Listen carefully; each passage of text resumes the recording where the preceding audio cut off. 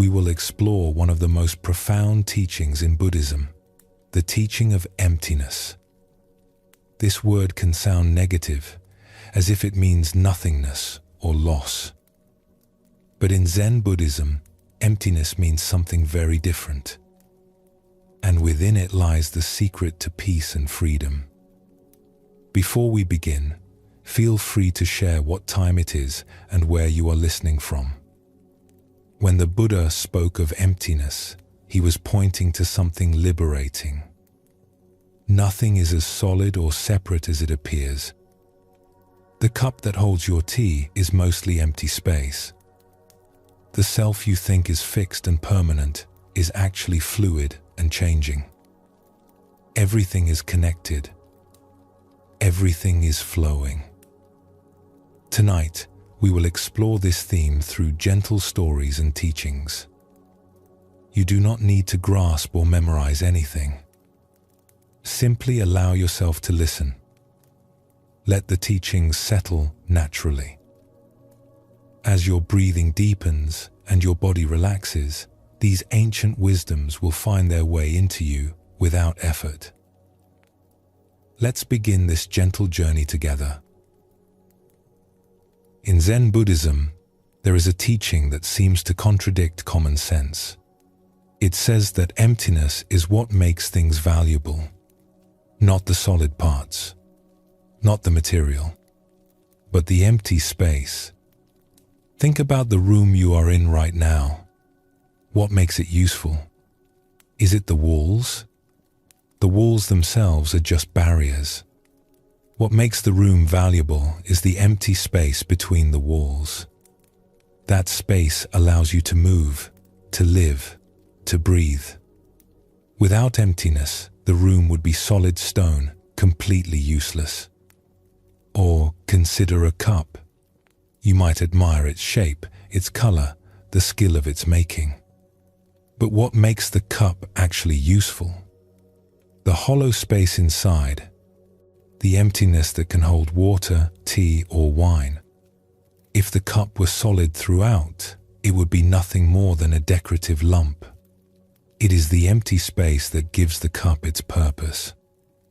We walk through our lives surrounded by useful emptiness, but we rarely notice it.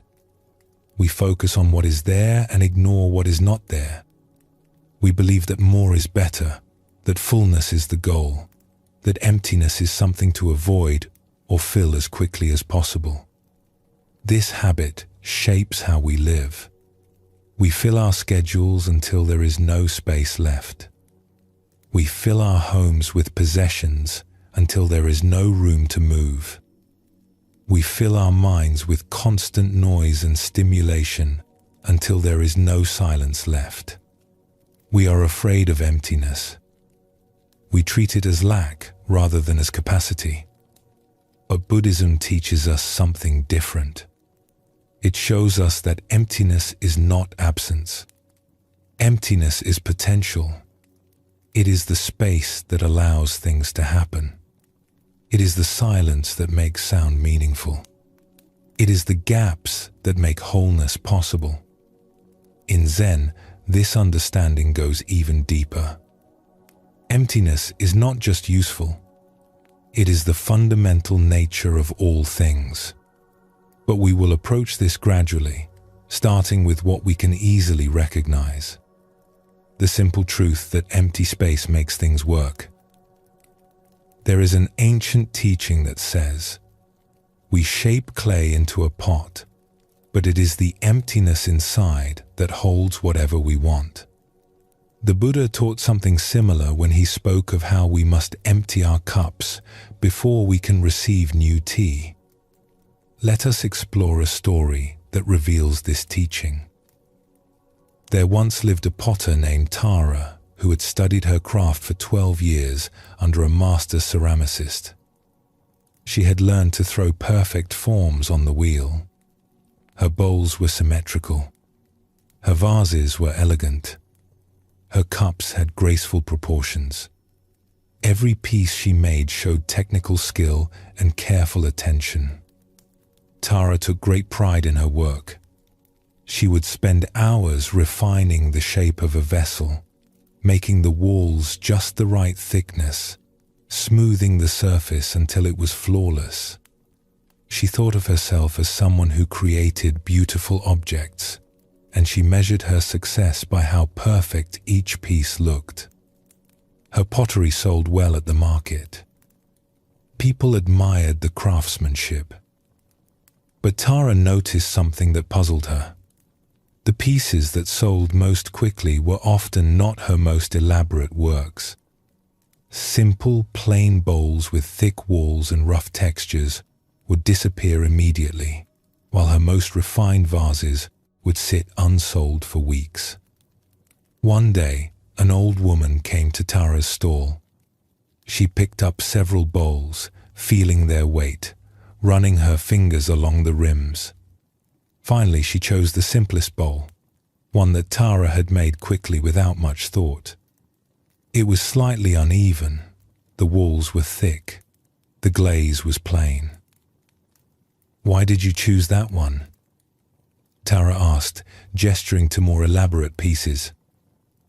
"These others show much more skill. They are more beautiful." The old woman smiled and held up the simple bowl. "This one knows what it is for." Tara did not understand. "They are all for holding things. That is what bowls do." "Come with me," the old woman said. "I want to show you something." Tara was curious enough to close her stall and follow. The old woman led her through the village to a small temple where a tea ceremony was about to begin. They sat quietly at the back and watched. The tea master brought out his bowls.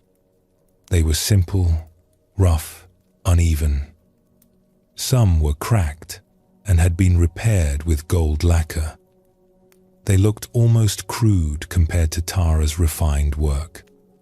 Yet when the tea master used them, when he poured tea into them and served them to guests, something happened that Tara had never noticed before.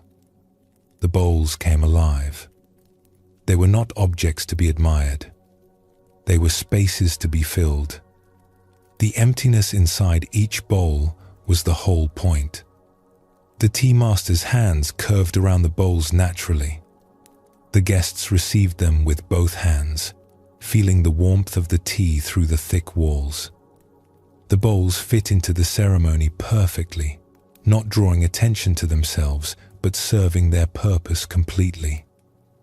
After the ceremony, Tara approached the tea master. "I am a potter," she said. "I have been making bowls for many years, but I see now that I did not understand what I was making." The tea master invited her to sit. He picked up one of his bowls and handed it to her. "What do you see?" Tara examined it carefully. The glaze was uneven. The shape was imperfect. There were small irregularities in the rim. "I see a bowl that could have been made better," she admitted. "The craftsmanship is rough." "Look again," the tea master said gently. "Do not look at what is there. Look at what is not there." Tara looked at the bowl, confused. What was not there? Then slowly, she began to understand. She looked into the hollow center, the empty space, the nothing. "This space," the tea master said, pointing to the emptiness, "is what I made. The clay is just the container for the space. The walls exist to hold the emptiness in a useful shape. When I form a bowl, I am not making an object. I am making a capacity to hold." He took the bowl from her hands and set it down. A bowl that draws too much attention to itself has forgotten its purpose. The beautiful glaze, the perfect shape, these things can get in the way.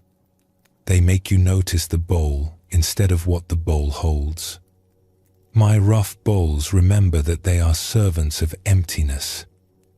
They exist to create and protect a space where tea can be received. Tara sat in silence, feeling something shift in her understanding. She had spent 12 years learning to make objects. She had never once thought about making space. She had focused entirely on the solid parts, the clay, the glaze, the form. The emptiness had been merely what was left over, an absence between the walls she carefully shaped. But emptiness is nothing, Tara said. How can nothing be what matters most? The tea master smiled. Pour tea into a bowl without emptiness. Pour it into solid stone. What happens? Tara saw immediately.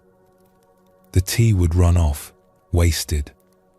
It could not be held, could not be served, could not fulfill its purpose. The emptiness was not nothing. It was the essential something that made the bowl a bowl. In Zen, we say that emptiness is not absence, the tea master continued. It is possibility. It is potential. The empty bowl can receive tea, rice, fruit, water, whatever you need. The filled bowl can receive nothing. Emptiness is fullness waiting to happen. It is the space where things can be. Tara walked home slowly that evening, looking at the world differently. She saw that the streets were useful because of the empty space between buildings. The doorways were valuable because of the empty space that allowed passage. Even the air she breathed moved through the empty spaces in her lungs. When she returned to her workshop, she looked at her finished pieces waiting to be sold. She had made them beautiful, but she had not made them empty enough. She had thought about the object, but not about the space. She had focused on what people would see and ignored what they would use.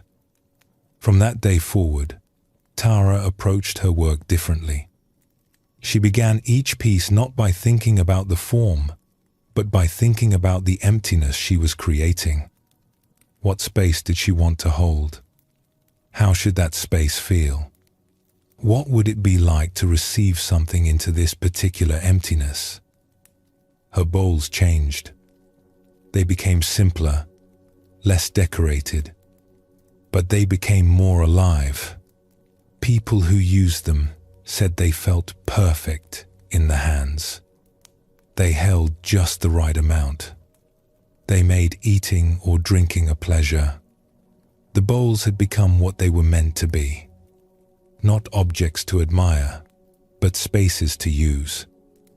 One day, the old woman who had first questioned Tara returned to her stall. She picked up a new bowl and smiled. "Now this one knows what it is for," she said. Tara bowed in gratitude. "You showed me that I had been making the wrong thing. I was making clay. I should have been making emptiness." "You were always making emptiness," the old woman replied. "You just did not know you were doing it. Now you make it consciously. Now you make it with understanding. This is the difference." She held the bowl up to the light. When we understand what we are truly making, our work changes. Not because the technique changes, but because the intention changes. You are no longer trying to create impressive objects. You are creating useful space. The clay serves the emptiness, not the other way around. This is the wisdom that your teacher at the temple shared with you. This is what transforms craft into art, and art into service.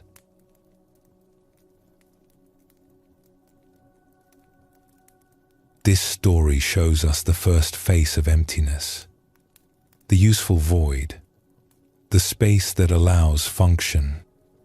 It is the emptiness that gives the bowl its essential nature. Yet we spend much of our lives trying to eliminate emptiness. We fill every moment with activity. We crowd our days with plans. We cannot tolerate silence or empty space. We believe that more is better, that busy is productive, that filled is successful. What if we have this backwards?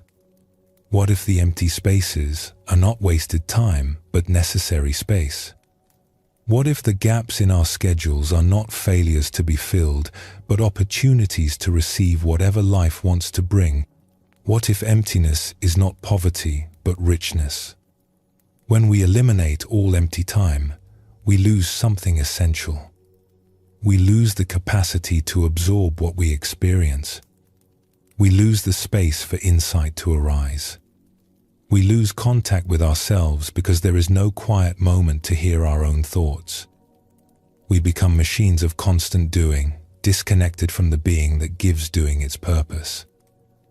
Zen masters speak of the importance of gaps. They talk about the space between thoughts as the place where wisdom lives. They point to the silence between words as where true communication happens. The ancient masters understood this deeply. They created gardens with carefully placed rocks and much empty space. They designed temples with large open rooms. They practiced long periods of silence. They knew that emptiness was not waste, but necessity.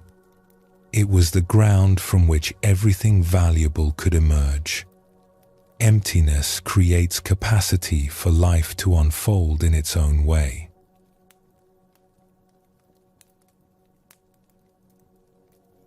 In a village known for its music, there lived a flute maker named Varro, who crafted instruments of remarkable quality. Musicians came from distant towns to purchase his flutes. They praised the clear tone, the responsive keys, the beautiful wood he selected. Varro took great care in his work. He chose the finest hardwoods, cutting them at the right time of year when the sap had descended. He shaped the exterior of each flute with precise attention, making sure the proportions were perfect. He inlaid decorative patterns in precious metals. Each flute he made was a work of art. But Varro had a problem he did not speak about. His flutes looked perfect and sold well, but they did not sound as beautiful as he wanted. There was something missing in the tone, something that the finest flutes he had heard possessed, but his did not. He could not identify what was wrong. One autumn, a traveling musician arrived in the village. This man carried a flute that was ancient, battered, and plain. The wood was dark with age. There were no decorations. The surface was worn smooth from decades of hands. Yet when the musician played, the sound was extraordinary. Pure, resonant, alive. It made Varro's carefully crafted instruments sound thin and harsh by comparison. After the performance, Varro approached the musician. "Your flute is remarkable," he said. "I am a flute maker. I would love to examine it, to understand how it produces such tone." The musician smiled and handed over the old instrument. "Look all you like, but I will tell you now, you will not find the secret by looking at what is there." Varro examined the flute carefully. The wood was ordinary maple, nothing special. The finger holes were precisely placed, but no different from how he placed them. The craftsmanship was good but not exceptional. Yet the flute had a quality his instruments lacked. He could not see what made the difference. "I do not understand," Varro admitted. "What makes this flute so special?" "Play it," the musician said. Varro brought the flute to his lips and blew. The sound that emerged was fuller and richer than anything his own flutes produced.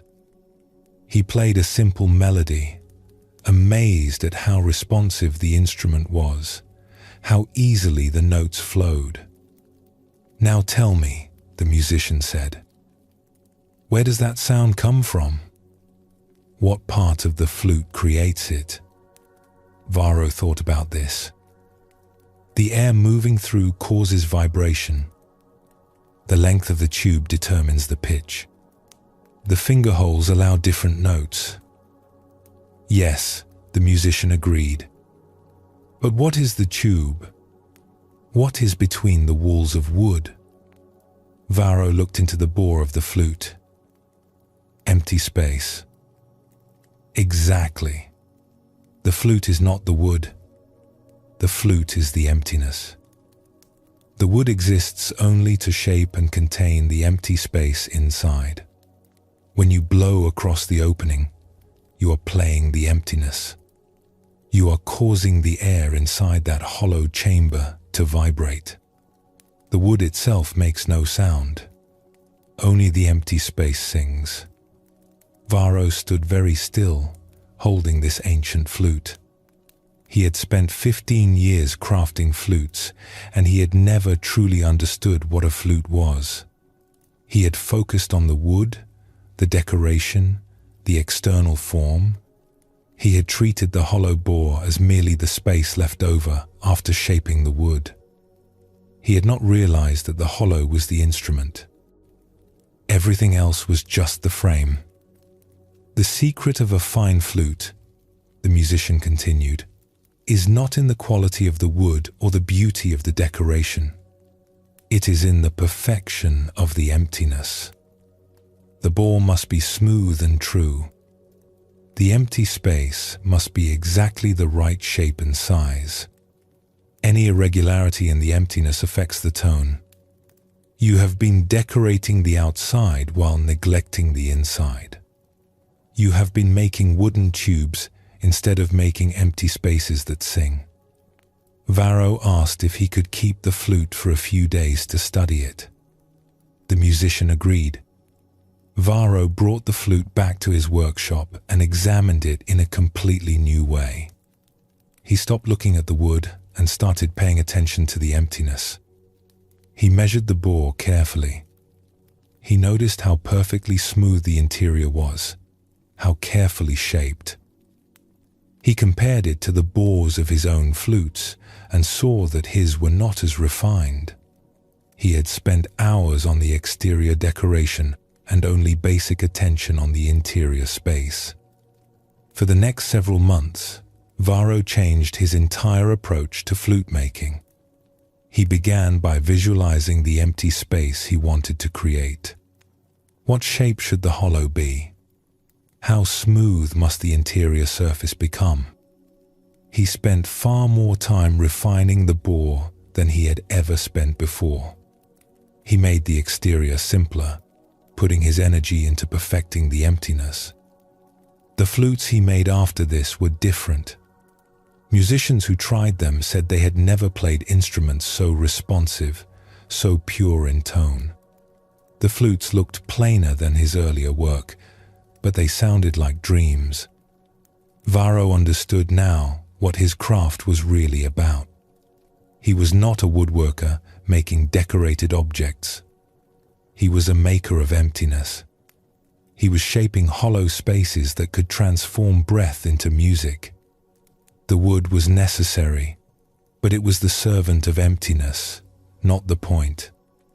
Years later, when Varro had become famous for his flutes, a young apprentice asked him, "Master, what is the secret of making a fine instrument?" Varro smiled and picked up a new flute he had just completed. The secret is to remember that you are not making a thing. You are making nothing. You are creating the most perfect emptiness you can, and then surrounding it with just enough wood to hold its shape. The emptiness is the instrument.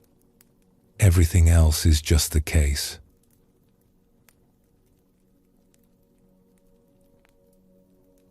These two stories show us the same teaching from different points of view.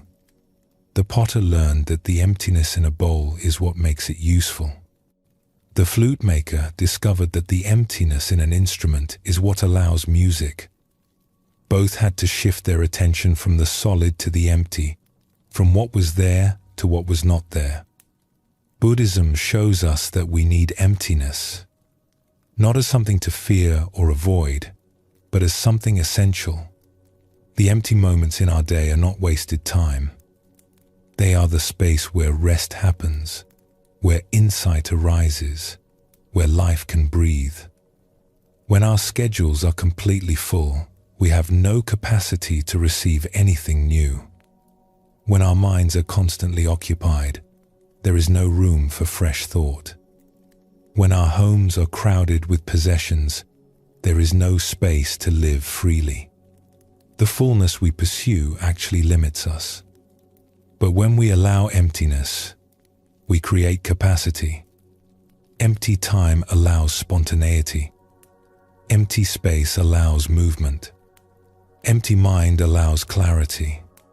The emptiness is not lack. It is potential waiting to be filled by whatever life brings. The Buddha taught that attachment causes suffering. But we rarely think about how our attachment to fullness itself causes suffering.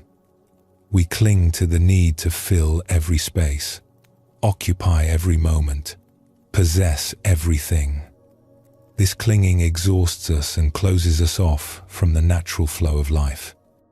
When we release this attachment to fullness, when we allow emptiness to exist without rushing to fill it, we discover a kind of freedom.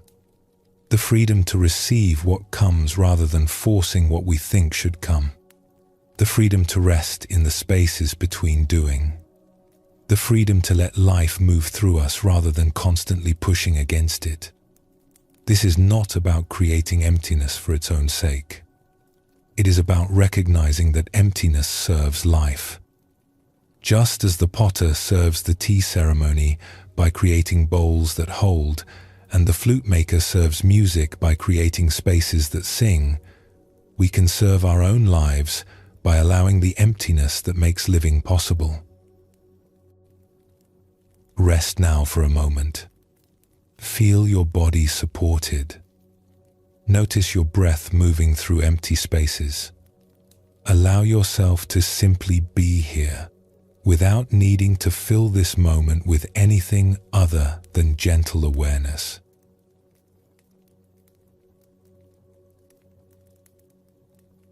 Buddhism teaches us something that sounds strange at first. It says that nothing exists independently. Everything that appears solid and separate is actually empty of independent existence. Not empty of existence itself, but empty of existing all on its own. Think about a flower. We see it and call it a flower. It seems like a complete thing in itself. But is it? The flower depends on the seed that came before it. The seed depends on another flower. The flower needs soil to grow in. The soil needs rain.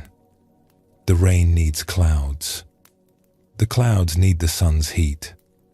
The sun needs the vast processes of nuclear fusion. Each thing we look at depends on countless other things. When we look closely, we cannot find where the flower begins and everything else ends. The flower is not separate from the soil, the rain, the sun.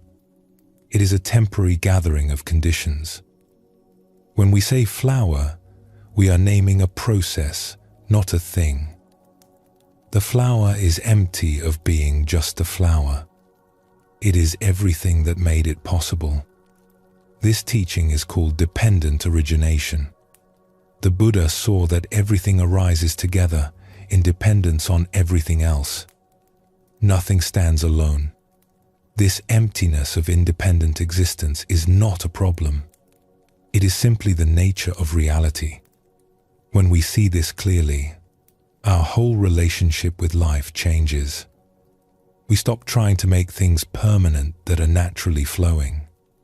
We stop trying to isolate ourselves from the web of connections we are part of.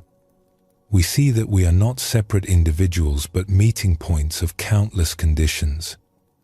This seeing brings both humility and freedom. Let us explore a story that shows this truth. There once lived a weaver named Kema who created cloth of remarkable quality. Her fabrics were known throughout the region for their strength and beauty. Merchants traveled long distances to purchase her work. She took great pride in her weaving, considering herself a master of her craft. Kema had a workshop filled with looms and threads of many colors. Each morning, she would rise early and begin her work. The rhythmic sound of the loom filled her days. Thread by thread, she would create bolts of cloth that people used for clothing, bedding, and decorations. One autumn, a traveling monk stopped at her workshop. He had torn his robe on the journey and asked if she could repair it. Kema agreed and invited him to sit while she worked. As she examined the torn fabric, the monk watched her hands moving skillfully. "You are very good at making cloth," the monk observed. Kema smiled at the compliment. "I have been weaving for 20 years. I know my craft well." "Tell me," the monk said, "what is cloth?"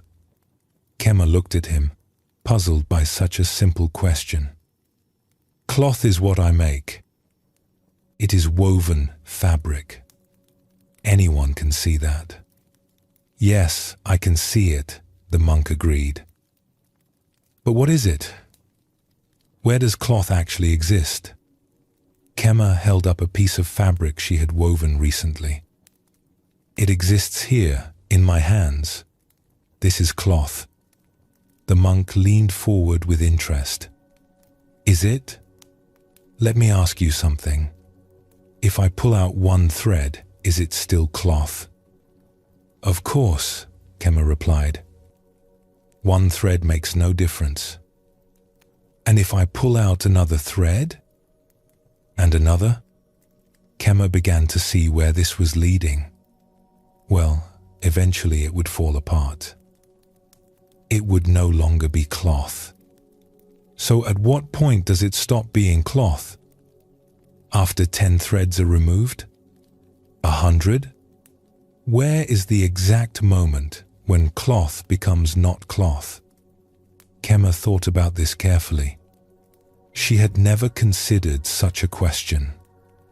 "I suppose there is no exact moment. It gradually stops being cloth." The monk nodded. "Now let me ask you something else. Before you wove these threads together, were they cloth?"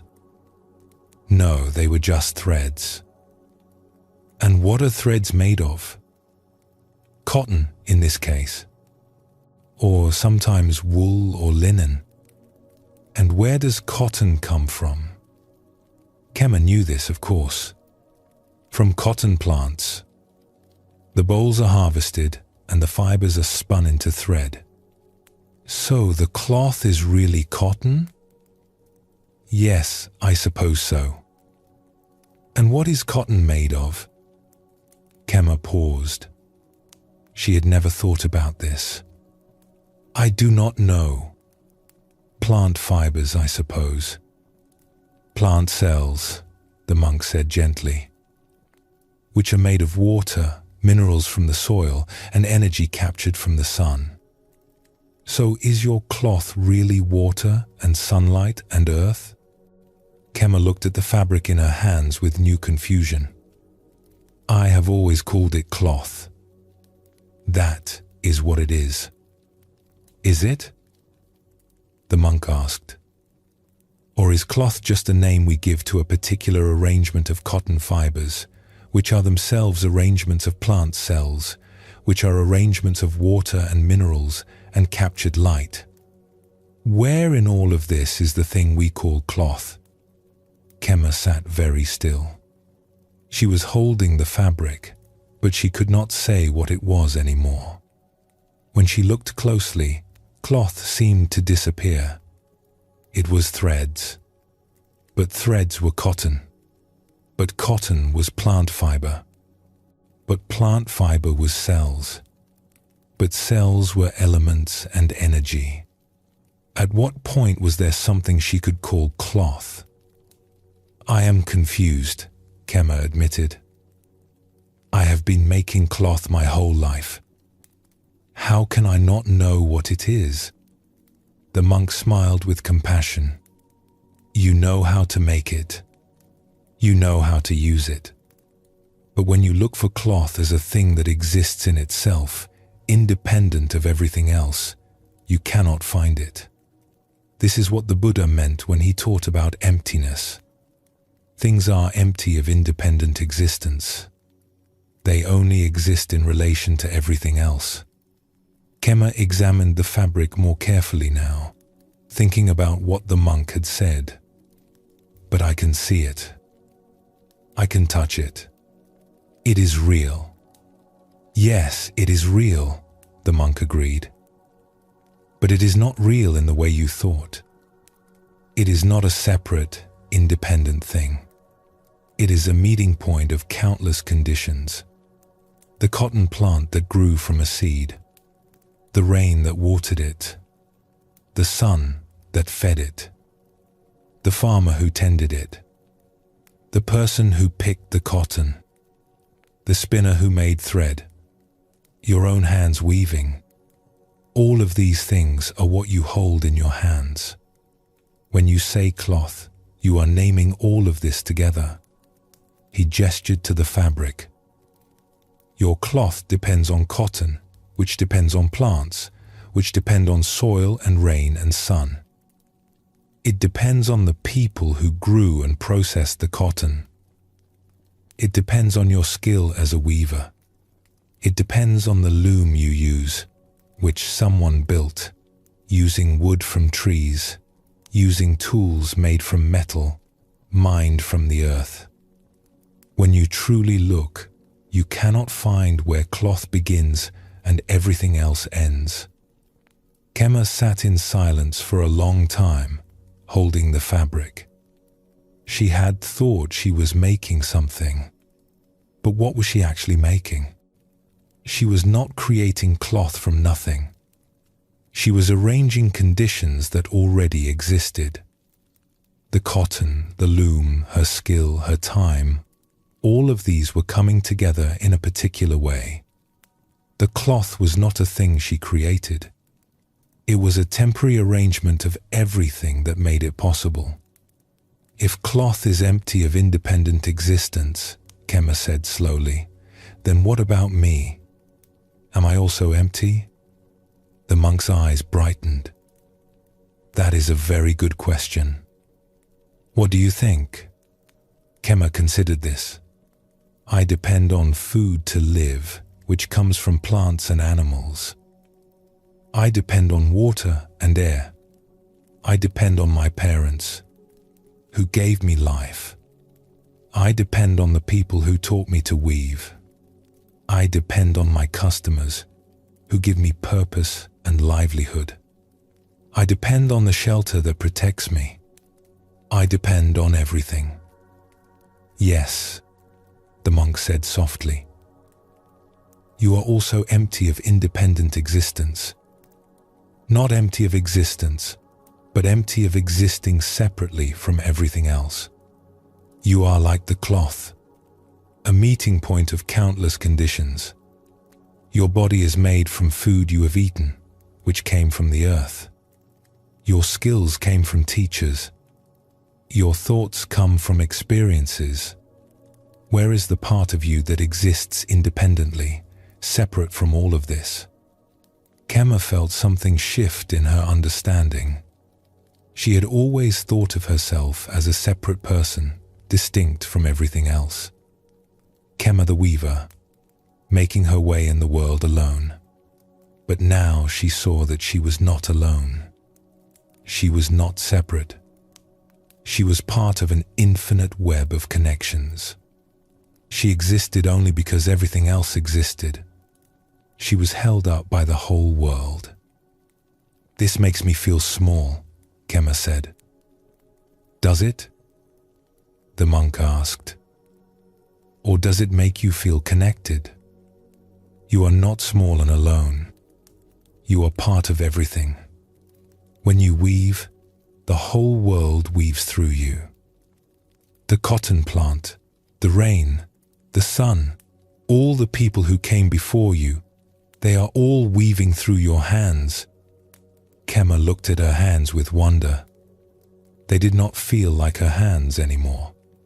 They felt like hands that belonged to everything, hands that the whole world used to weave. In Zen, we say that when you understand emptiness, you understand interconnection, the monk continued. Nothing exists independently, so everything exists together. The flower is empty of being just a flower, so it is also the soil, the rain, the sun. You are empty of being just Kema, so you are also your parents, your teachers, the food you eat, the air you breathe.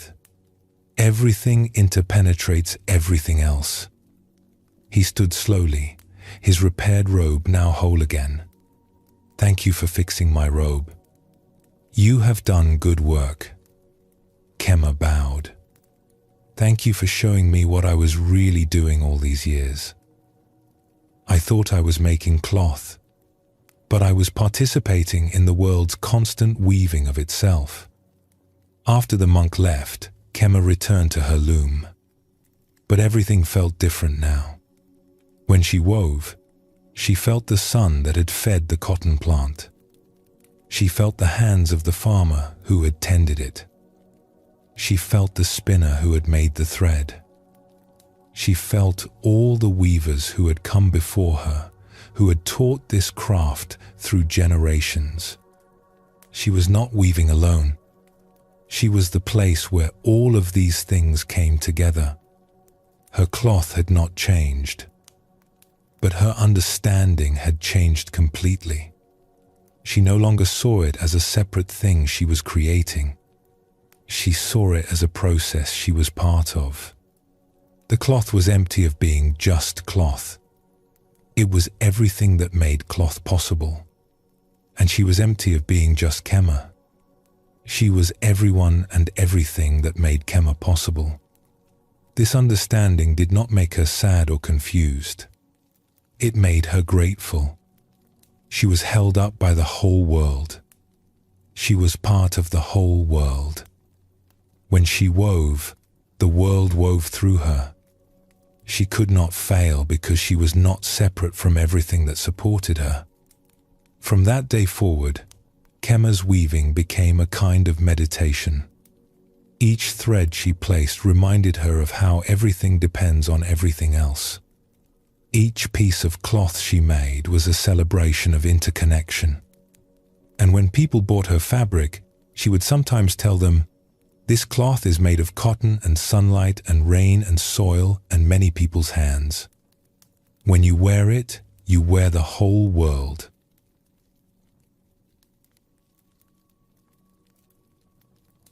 This story shows us what emptiness of independent existence means.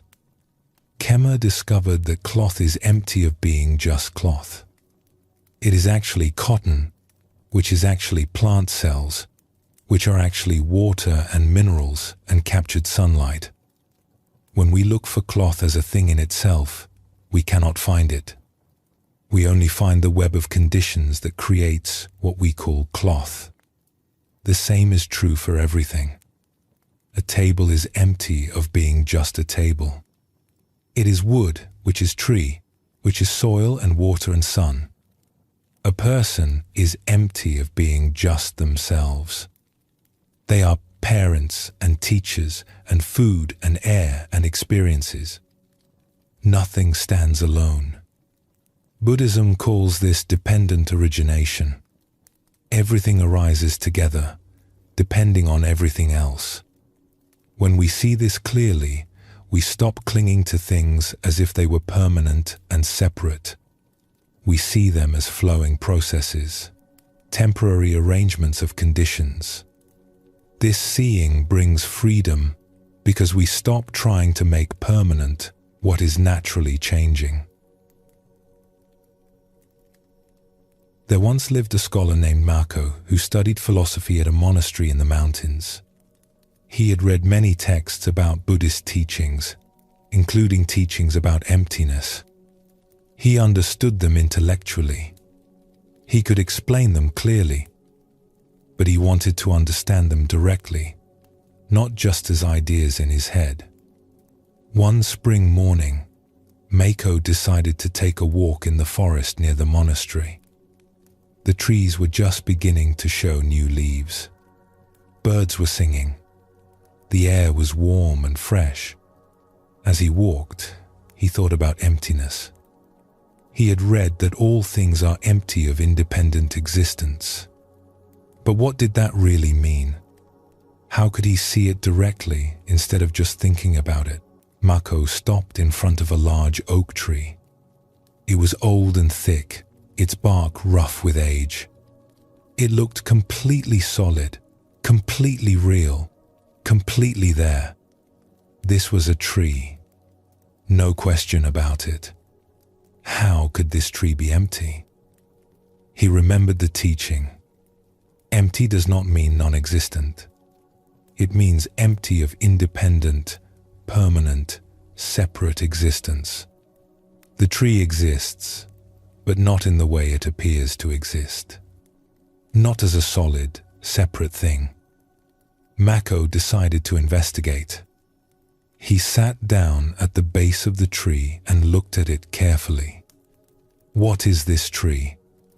Where does tree actually exist? He touched the bark. Rough and thick, full of deep grooves. Was the bark the tree? He could peel some of it away and the tree would still be there. So, the bark was not the essential tree. He looked at the leaves. Thousands of them, moving slightly in the breeze. Were the leaves the tree? In winter, this tree would have no leaves and would still be a tree. So the leaves were not the essential tree. He examined the branches, strong and spreading, reaching toward the sky. Were the branches the tree? If a storm broke off a large branch, the tree would still be there. So the branches were not the essential tree. What about the trunk? Surely the trunk was the tree. But Mako knew that the trunk was made of wood, and wood was made of cells, and cells were made of water and minerals and compounds.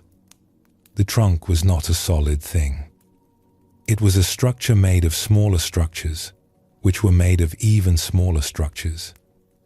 And where did these structures come from? The tree had grown from a seed. The seed had come from another tree. That tree had grown from another seed.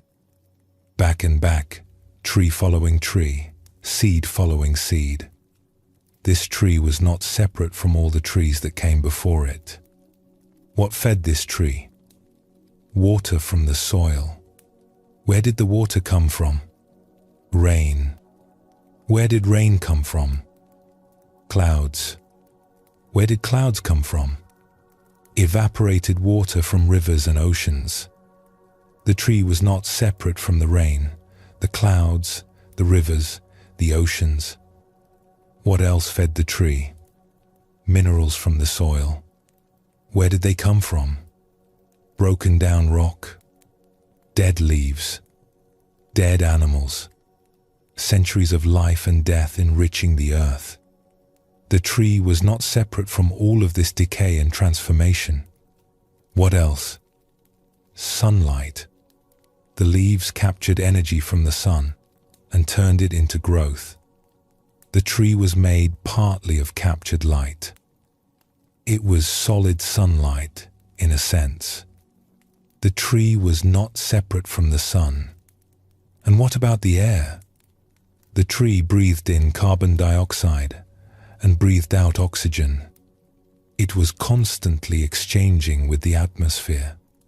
Where did the tree end and the air begin? They were not separate. Mako sat there for a long time, looking at the tree. The more he looked, the less he could find anything to call tree. There was bark, which was made of cells, which were made of compounds, which came from soil and water and air and sun. There were leaves and branches and trunk, but all of these were made of other things, which were made of still other things, which came from the whole world. When he tried to find the essence of tree, the thing that made it a tree independent of everything else, he could not find it. The tree was empty of treeness. It was only tree in relation to everything else. It was a temporary gathering of soil and water and air and sun and the seeds of previous trees and the work of microorganisms in the soil and the cycles of seasons. Tree was a word he used to point to this gathering, but the gathering itself had no fixed boundary. It flowed into everything around it. The tree was not separate from the forest. The forest was not separate from the mountain. The mountain was not separate from the earth. The earth was not separate from the sun. Nothing was separate from anything. Mako felt dizzy. He had been sitting still, but his mind felt like it was falling. All the boundaries he had believed in were dissolving. He could not find where one thing ended and another began. Just then, an old monk from the monastery appeared on the path. He saw Mako sitting at the base of the tree looking confused and sat down beside him. "Are you well?" the old monk asked. "I am trying to understand emptiness," Mako said. "I have been looking at this tree, trying to find what it is. But the more I look, the less I can find. Where is the tree?" The old monk smiled. "Did you lose it?" "No, I mean, where does tree actually exist? I cannot find the boundary between tree and not tree. Everything flows into everything else." "Ah," the old monk said, "you are beginning to see. The Buddha taught that when we look for the essence of things, we cannot find it. Not because it is hidden, but because it does not exist in the way we think it does. Things exist only in relationship. They are empty of existing independently." He gestured to the tree. "This tree is empty of being just a tree. It is soil expressing itself. It is water expressing itself. It is sunlight expressing itself. It is the whole universe gathering here in this shape, for a time, before dispersing again into other shapes." Mako felt something release in his chest. "So when I look for tree as a separate thing, I cannot find it because it is not a separate thing. It is everything coming together." Yes, and this is not just true of trees. It is true of everything, including you. When you look for Mako as a separate, independent being, what do you find? Mako thought about this. His body was made of food, which came from plants and animals, which came from the earth. His thoughts came from his teachers, from books, from experiences. His breath was air he shared with every living thing. His very existence depended on his parents, their parents, back and back. He depended on the society that educated him, the farmers who grew his food, the countless people whose work made his life possible. Where was the part of Mako that existed independently? He could not find it. He was also empty of independent existence. He was also everything coming together temporarily in this form. "I feel like I am disappearing," Mako said quietly. "Does it feel bad?" the old monk asked. Mako checked inside himself. Strangely, it did not feel bad. It felt like relief, like putting down a heavy burden. He had been trying to be Mako, separate and independent, standing alone. But he was not alone. He was held up by everything. He was part of everything. There was no separation. "It feels like freedom," Mako said with surprise. "I do not have to hold myself together as a separate thing. I am already connected to everything." The old monk nodded. This is the gift of understanding emptiness. We stop feeling isolated and alone. We see that we are part of the web of life. We are not separate individuals struggling by ourselves. We are meeting points where the whole universe gathers and expresses itself. This is not a loss. It is a discovery. He stood slowly. "Keep sitting with this tree. Keep looking. The more you see emptiness, the more you will see interconnection. They are the same teaching. Empty of separation means full of connection." Mako sat under the tree for the rest of the day. Sometimes the boundaries would seem solid again, and tree would appear as separate tree, and he would appear as separate self. But then he would look more closely, and the boundaries would dissolve again. Everything flowing into everything else. Nothing standing alone. By evening, when he returned to the monastery, something had changed in him. He could not quite say what, but the world felt different, less solid, more fluid, less divided into separate things, more like one continuous process expressing itself in countless forms. When his teacher asked him what he had learned, Mako said, "I went looking for a tree and found the whole world. I went looking for myself and found I cannot be found because I am everything." His teacher smiled.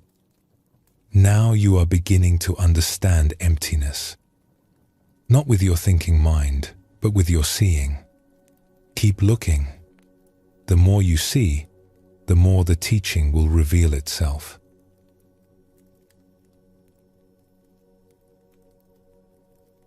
These two stories show us the same truth. Kema discovered that cloth is empty of independent existence. It is only cloth in relation to cotton, which is only cotton in relation to plants, which exist only in relation to soil and water and sun. Mako discovered that tree is empty of independent existence. It is only tree in relation to everything that makes tree possible. This teaching applies to everything, including ourselves. We think of ourselves as separate individuals, but when we look closely, we cannot find where we end and everything else begins. We are empty of independent existence. We exist only in relationship to everything that makes us possible. This is not a problem. This is liberation. When we see that we are not separate, we stop feeling alone. When we see that we depend on everything, we feel grateful. When we see that we are part of the web of life, we find our place. The Buddha taught dependent origination as the middle way between two extremes. One extreme says nothing exists. The other extreme says things exist independently. The truth is in the middle. Things exist, but only in dependence on everything else. This is what emptiness means. Empty of independent existence, full of interconnection. Rest now in this understanding. You are not separate from this moment. You are not separate from your breath. You are not separate from what supports you. Let yourself rest in the web of connection that holds you.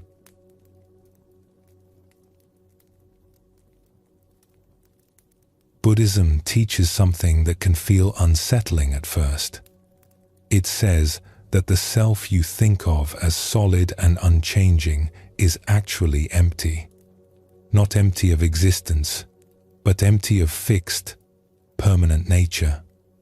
The self is not one thing. It is a flowing process, constantly changing, never the same from moment to moment. We think of ourselves as having a core identity. I am this kind of person. This is who I am. But when we look closely, we cannot find this fixed self anywhere. What we find instead is a constantly changing stream of thoughts, feelings, sensations, and experiences. We find different selves arising in different situations. We find that who we are depends on where we are, who we are with, what we are doing. The Buddha called this teaching anatta, which means no self or not self. He was not saying we do not exist. He was saying we do not exist in the way we think we do. We are not fixed, permanent, separate entities. We are fluid, changing, interconnected processes. This understanding is one of the most liberating teachings in all of Buddhism. When we cling to a fixed idea of who we are, we suffer. We try to maintain an image that is always shifting. We resist changes that are natural and inevitable. We feel threatened when life asks us to be different than we think we should be. But when we see the empty, fluid nature of self, we find freedom to respond to each moment freshly, without the burden of defending a fixed identity. Let us explore a story that reveals this truth. There once lived a man named Tomo, who served as a guard at a great estate. He had held this position for many years and took it very seriously. His job was to protect the household, to keep watch, to remain alert for any danger. He wore armor and carried weapons. He stood at his post for long hours. He saw himself as a warrior, strong and vigilant. Tomo was good at his work. The family who employed him trusted him completely. Other guards looked up to him as someone who embodied what a guard should be: fierce when needed, disciplined always, ready to fight if necessary. This was who Tomo was. This was his identity. He was a guard, a protector, a warrior. But Tomo's life was not only his work. He had a wife and 2 young children. When he returned home each evening, he would remove his armor and weapons at the door. His wife would greet him with warmth. His children would run to him with excitement. And something would shift in Tomo. At home, he was not a warrior. He was gentle, patient, playful. He would sit on the floor and let his children climb on him. He would listen to his wife talk about her day. He would help prepare the evening meal. He would tell stories in soft voices. This Tomo bore little resemblance to the fierce guard who stood watch all day. Sometimes, when his children were asleep, Tomo would wonder about this. Who was he really? Was he the stern warrior or the gentle father? Both felt real when he was in those roles. But they seemed like completely different people. There was also another Tomo.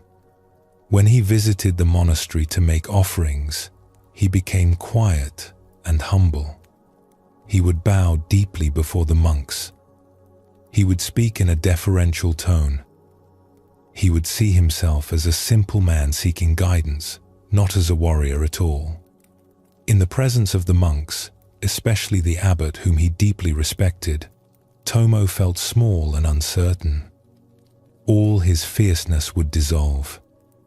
And there was yet another Tomo. When he gathered with other guards to drink and share stories, he became boisterous and loud. He would laugh freely. He would boast about his skills. He would clap his friends on the back with force. This Tomo was neither the fierce guard, nor the gentle father, nor the humble supplicant. He was someone else entirely. One day, Tomo was standing at his post when a traveling monk approached the estate gates. The monk was old, with kind eyes and a simple robe. He asked if he might rest in the garden for a short while before continuing his journey. Tomo, who was always courteous to monks, welcomed him and showed him to a quiet spot. The monk thanked him and sat down beneath a tree. But instead of closing his eyes to rest, he watched Tomo return to his post. After a few moments, he called out softly, "Guard, may I ask you something?" Tomo approached. "Of course, honored teacher." "Who are you?" the monk asked. Tomo straightened. "I am Tomo, guard of this household." "Ah," the monk said. "So you are a guard. That is your nature?" "Yes," Tomo said with certainty. "I have been a guard for many years. It is what I do. It is who I am." "I see. And when you go home to your family, are you still a guard?" Tomo paused. "Well, no. At home I am a husband and father." "So at home you are not a guard?" "I am still a guard by profession, but when I am with my family, I am different."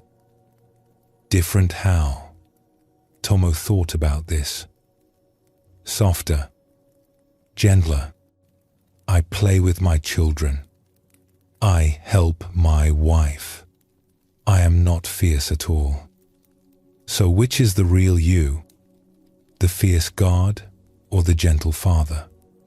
Tomo felt confused. "Both are real. I am both." "And when you visit the monastery to make offerings, who are you then?" "I am a devotee. Humble. Seeking wisdom. And when you drink with your fellow guards?" "I am loud. Boastful. Free." The monk smiled gently. "So we have fierce Tomo, gentle Tomo, humble Tomo, and boastful Tomo. Which of these is the real Tomo? Which is your true self?" Tomo stood very still. He had never thought about this so directly. When someone asked who he was, he would answer with his role, his profession. But the monk was asking something deeper. Which of these different Tomos was his actual self? "I do not know," Tomo admitted. "They are all me, but they are all different." "Yes," the monk said. "They are all you, and they are all different. So what does that tell you about the self you think you have?" Tomo sat down on the grass near the monk, forgetting his post for a moment. "It tells me that I am not one fixed thing. I change depending on where I am and who I am with." "Exactly. The Buddha taught that the self is empty of fixed nature. You are not one permanent Tomo. You are many Tomos, arising in response to different conditions. With your Lord, you are fierce Tomo. With your children, you are gentle Tomo. With monks, you are humble Tomo. With friends, you are free Tomo. Which is the mask, and which is the real face?" Tomo thought deeply about this. Maybe they are all real. Maybe none of them is more true than the others. Yes.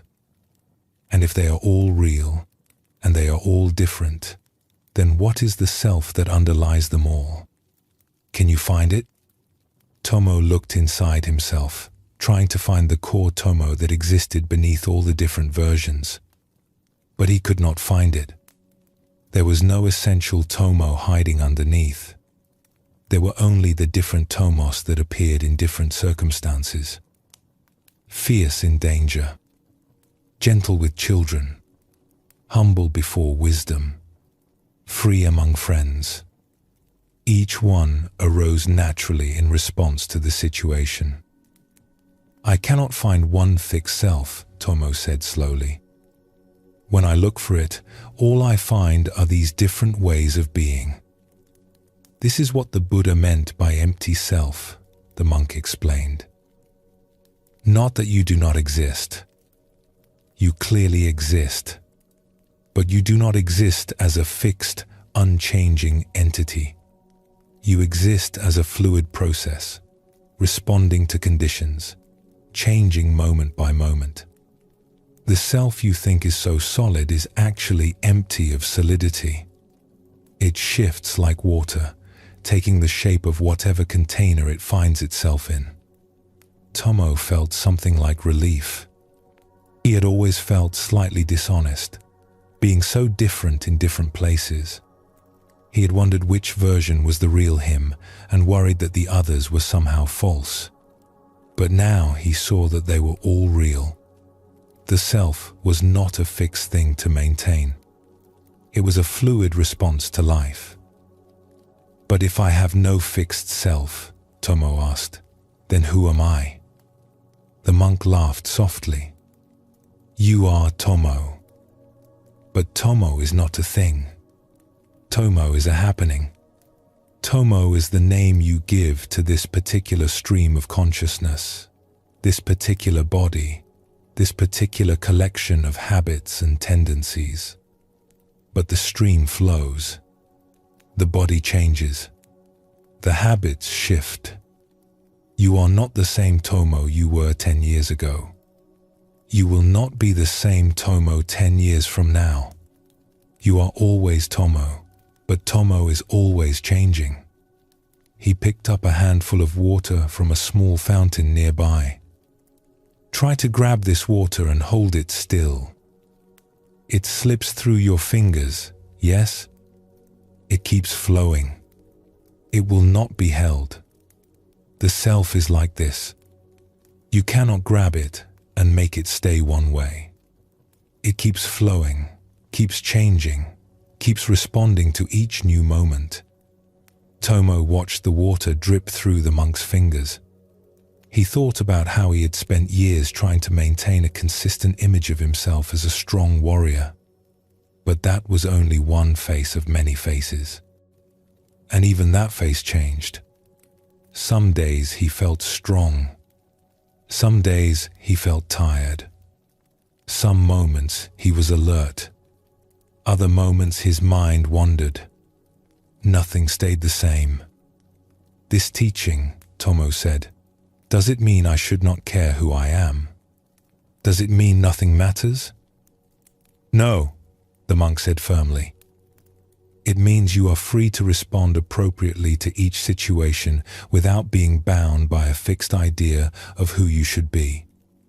When your Lord needs you to be fierce, you can be fierce. When your children need you to be gentle, you can be gentle. You do not have to pretend to be one thing all the time. You can be fluid, responsive, alive to what each moment asks of you. He stood and prepared to continue his journey. The empty self is not a loss. It is a freedom. When you stop clinging to a fixed identity, you stop suffering the constant effort of maintaining that identity. You become like water, fitting naturally into whatever space life provides, without struggle, without resistance. After the monk left, Tomo returned to his post. But he stood there differently. He was still a guard. He was still alert. But he was not clinging to being a guard as his essential self. He was simply being what this moment required. And when evening came and he went home to his family, he would be what that moment required. Neither was more real than the other. Both were Tomo, but Tomo was not fixed. Tomo was flow.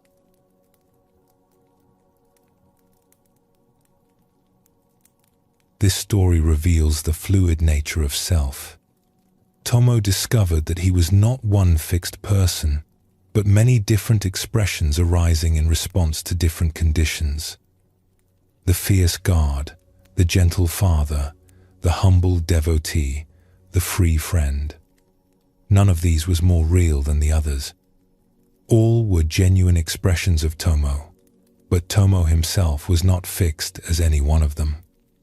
The monk showed him that the self is empty of permanent nature, not empty of existence, but empty of being one unchanging thing. We are like water, taking the shape of whatever container we find ourselves in. This is not dishonesty or inconsistency. This is the natural responsiveness of a self that is not frozen into one form. When we cling to a fixed identity, we suffer. We try to be the same person in every situation, even when different situations call for different responses. We feel we are betraying ourselves when we change, when actually we are simply being appropriate to the moment. The empty self is free to be what each moment needs without the burden of maintaining a rigid image. Tomo found freedom in this understanding. He could be fierce when fierceness served. He could be gentle when gentleness served. He was not bound to being one thing forever. He could flow through life, responding freshly to each new circumstance, without feeling he was losing himself in the process. Let us explore another story that shows this teaching through the experience of loss. In a coastal town known for its trade, there lived a merchant named Rena who had built a successful business over 20 years. She owned 3 ships that carried goods between ports. She had a large house filled with fine things. She employed many people. She was known throughout the region as Rena the merchant, a woman of wealth and importance. Rena had worked hard for everything she possessed. She had started with nothing, just her clever mind and willingness to take risks. She had built her trading business carefully, learning from mistakes, seizing opportunities. By the time she was 40, she was one of the most respected merchants in the town. She identified strongly with this role. When people asked who she was, she would describe her business, her ships, her success. She was a merchant. This was not just what she did. It was who she was. Her sense of self was built on this foundation. I am successful. I am wealthy. I am important. These things defined her. One autumn, disaster struck. A great storm rose up suddenly while 2 of her ships were at sea. Both ships sank. The cargoes were lost. The crews barely survived. This was a terrible blow, but Rena was resilient. She still had 1 ship. She could rebuild. But before she could recover, a fire swept through the warehouse district where she stored her goods. Everything burned. Years of accumulated inventory, all the merchandise she had planned to sell, gone in a single night. And there was more. The fire spread to several buildings she owned, reducing them to ashes. Within a matter of weeks, Rena lost almost everything. Her ships were gone. Her inventory was destroyed. Her properties were burned. She had debts she could no longer pay. Her creditors began demanding payment. When she could not pay, they took what remained: her house, her fine possessions, everything. Rena found herself, at the age of 42, with almost nothing. She moved into a small room above a fishmonger's shop. She had no business, no ships, no employees, no wealth. The life she had built for 20 years had collapsed. At first, she felt completely lost. She would wake in the morning in the small room and not know who she was. For 2 decades, she had been Rena the merchant. That identity had organized her entire life. It had told her what to do each day. It had given her purpose and direction. It had made her someone. But now she was not a merchant. She had no business to run, no ships to manage, no deals to make.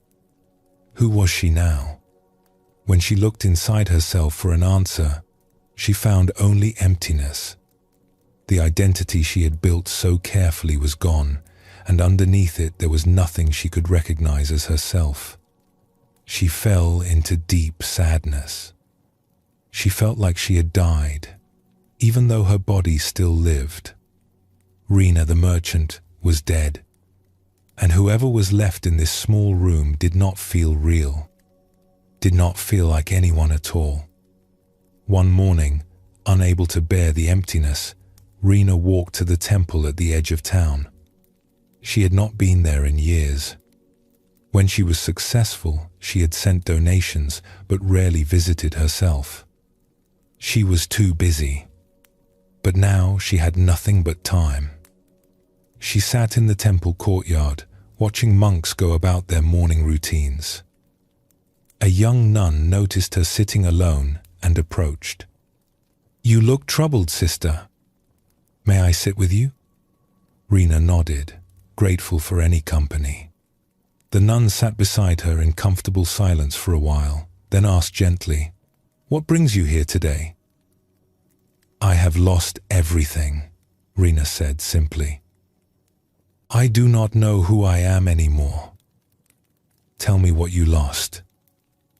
"My business, my ships, my home, my wealth, my position, everything I worked for, everything I was."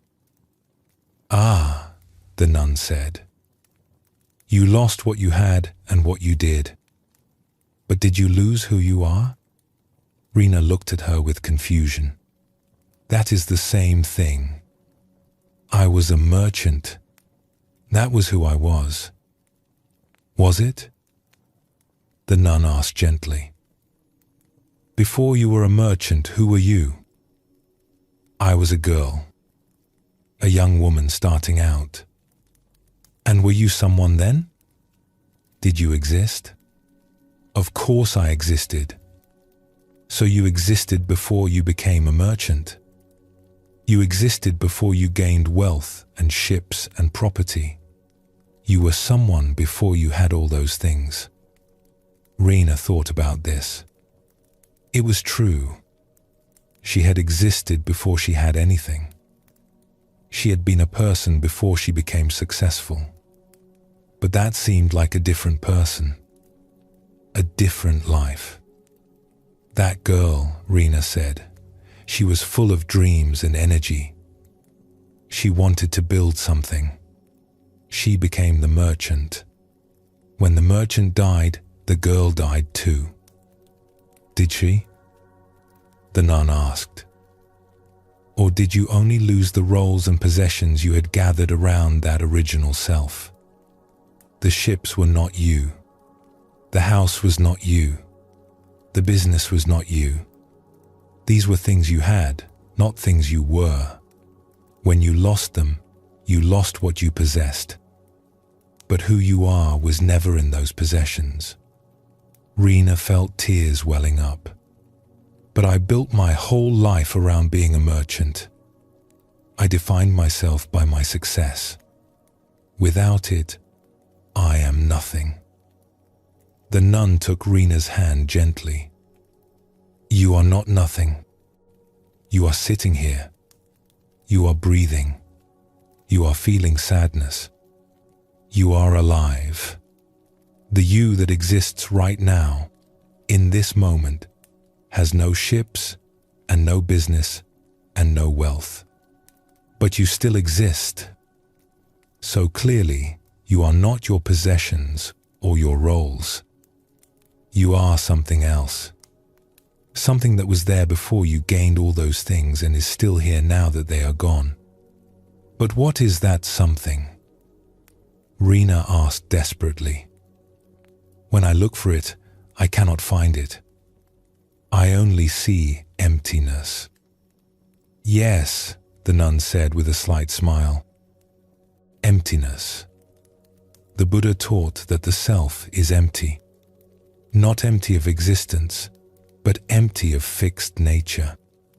You thought yourself was merchant. You thought yourself was wealthy, successful, important. But these were just roles you took on. They were never your essential nature. They were costumes you wore. When the costumes were removed, you discovered emptiness underneath. But this emptiness is not nothing. It is freedom. Rina did not understand. How can emptiness be freedom? I feel lost. I feel like I disappeared. The nun stood and gestured for Rina to walk with her. They walked through the temple gardens, where monks were tending vegetables. Look at that monk there, the nun said, pointing to a young man pulling weeds. Who is he? He is a monk, Rina said. Yes, but before he became a monk, he was a farmer's son. Before that, he was a baby. After this, he may become a teacher, or he may leave the monastery and become a husband and father. Which of these is his real self? Monk? Farmer's son? Baby? Teacher? Father? All of them, I suppose. Yes, and none of them. Each is a role he takes on for a time.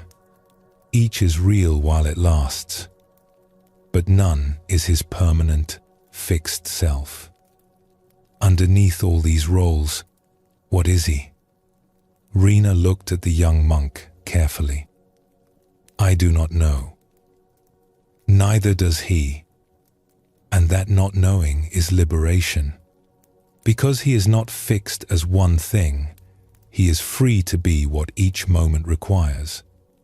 When it is time to weed, he weeds. When it is time to meditate, he meditates. When it is time to teach, he teaches. He does not cling to any role as his permanent identity. He flows. They walked further into the garden. You clung to being a merchant. You made it your permanent identity.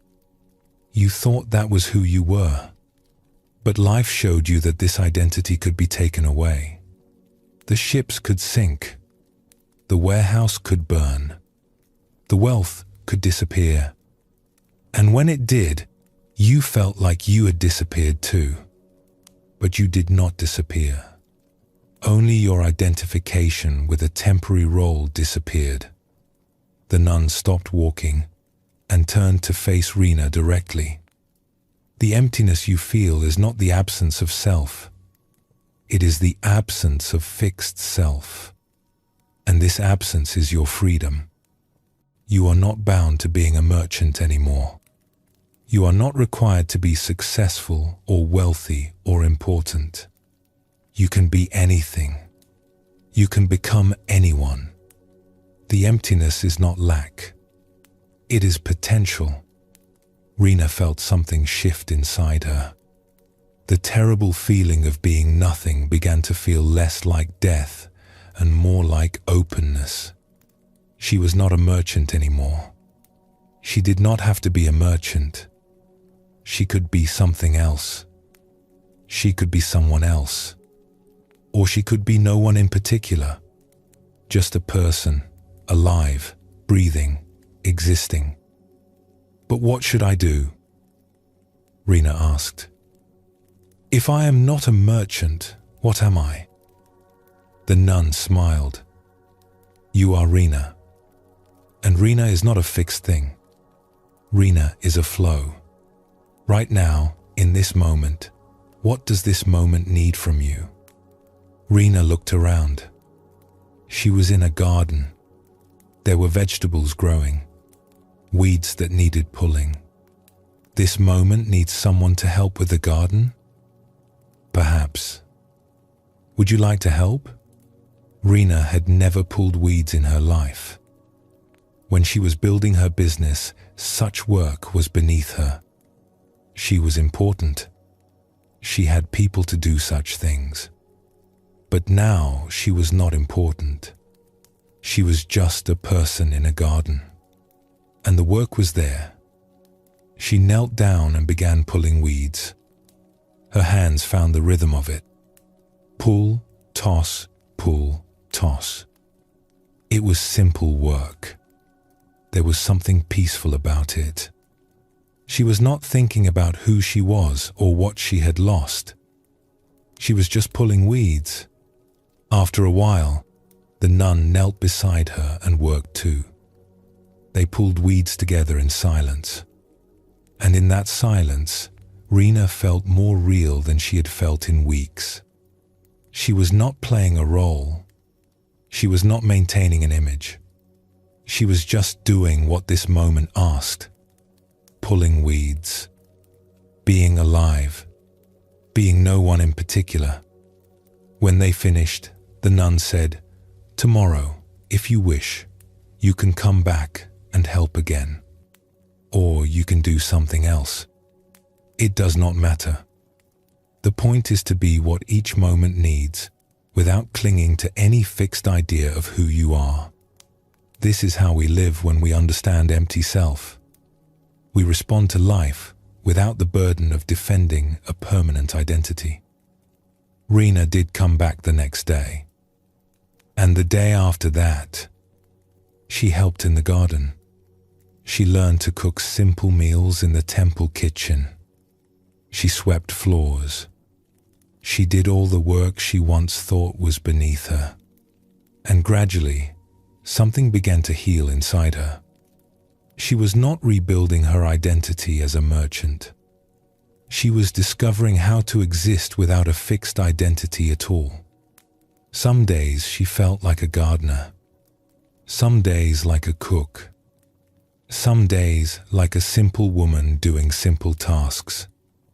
None of these felt permanent. All of them felt true in the moment. After several months, a former business associate found her at the temple. He had a small opportunity, a single shipment he needed help arranging. Would she be interested? There was not much money in it, but it was work. Rena considered the offer. She could do this work. She knew how, but she did not need to become Rena the merchant again to do it. She could arrange one shipment without making it her whole identity. She could help without clinging to a role. She accepted the work, and it went well. Other small opportunities followed. Gradually, she began trading again. But it was different now. She was not building an identity. She was not trying to become important or wealthy. She was simply doing work that came to her, responding to opportunities, helping where she could help. Within a few years, she was successful again. But when people asked who she was, she did not say, "I am a merchant." She would say, "I am Rena. Sometimes I arrange trade. Sometimes I pull weeds in the temple garden. Sometimes I cook. Sometimes I sit quietly. I am not any one thing." The nun, who had become her teacher, smiled when she heard this. Now you understand empty self. Not as loss, but as freedom. You are not bound by any fixed identity. You can be what each moment needs. This is how we live when we see clearly.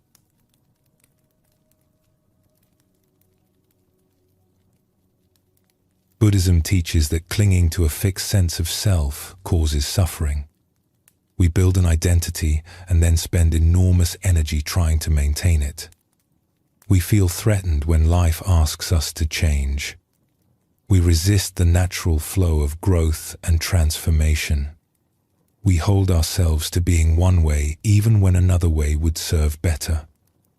But when we see that the self is empty of fixed nature, we find freedom. We can be fierce when fierceness serves. We can be gentle when gentleness serves. We can be successful when success arises. We can be simple when simplicity is appropriate. We are not bound to being one thing forever. We can flow like water, taking the shape that each moment requires. The empty self is not a problem to solve. It is the nature of what we are. When we stop fighting this nature, when we stop trying to freeze ourselves into permanent shapes, we discover a lightness and ease. We can respond to life freshly instead of defending an outdated image. We can grow and change without feeling like we are betraying ourselves. We can be fully who we are in each moment because who we are is not a fixed thing but a living response. Rest now in this moment. You do not need to be anyone in particular. You do not need to maintain any image. Simply be here, breathing, aware, empty of fixed form, full of presence.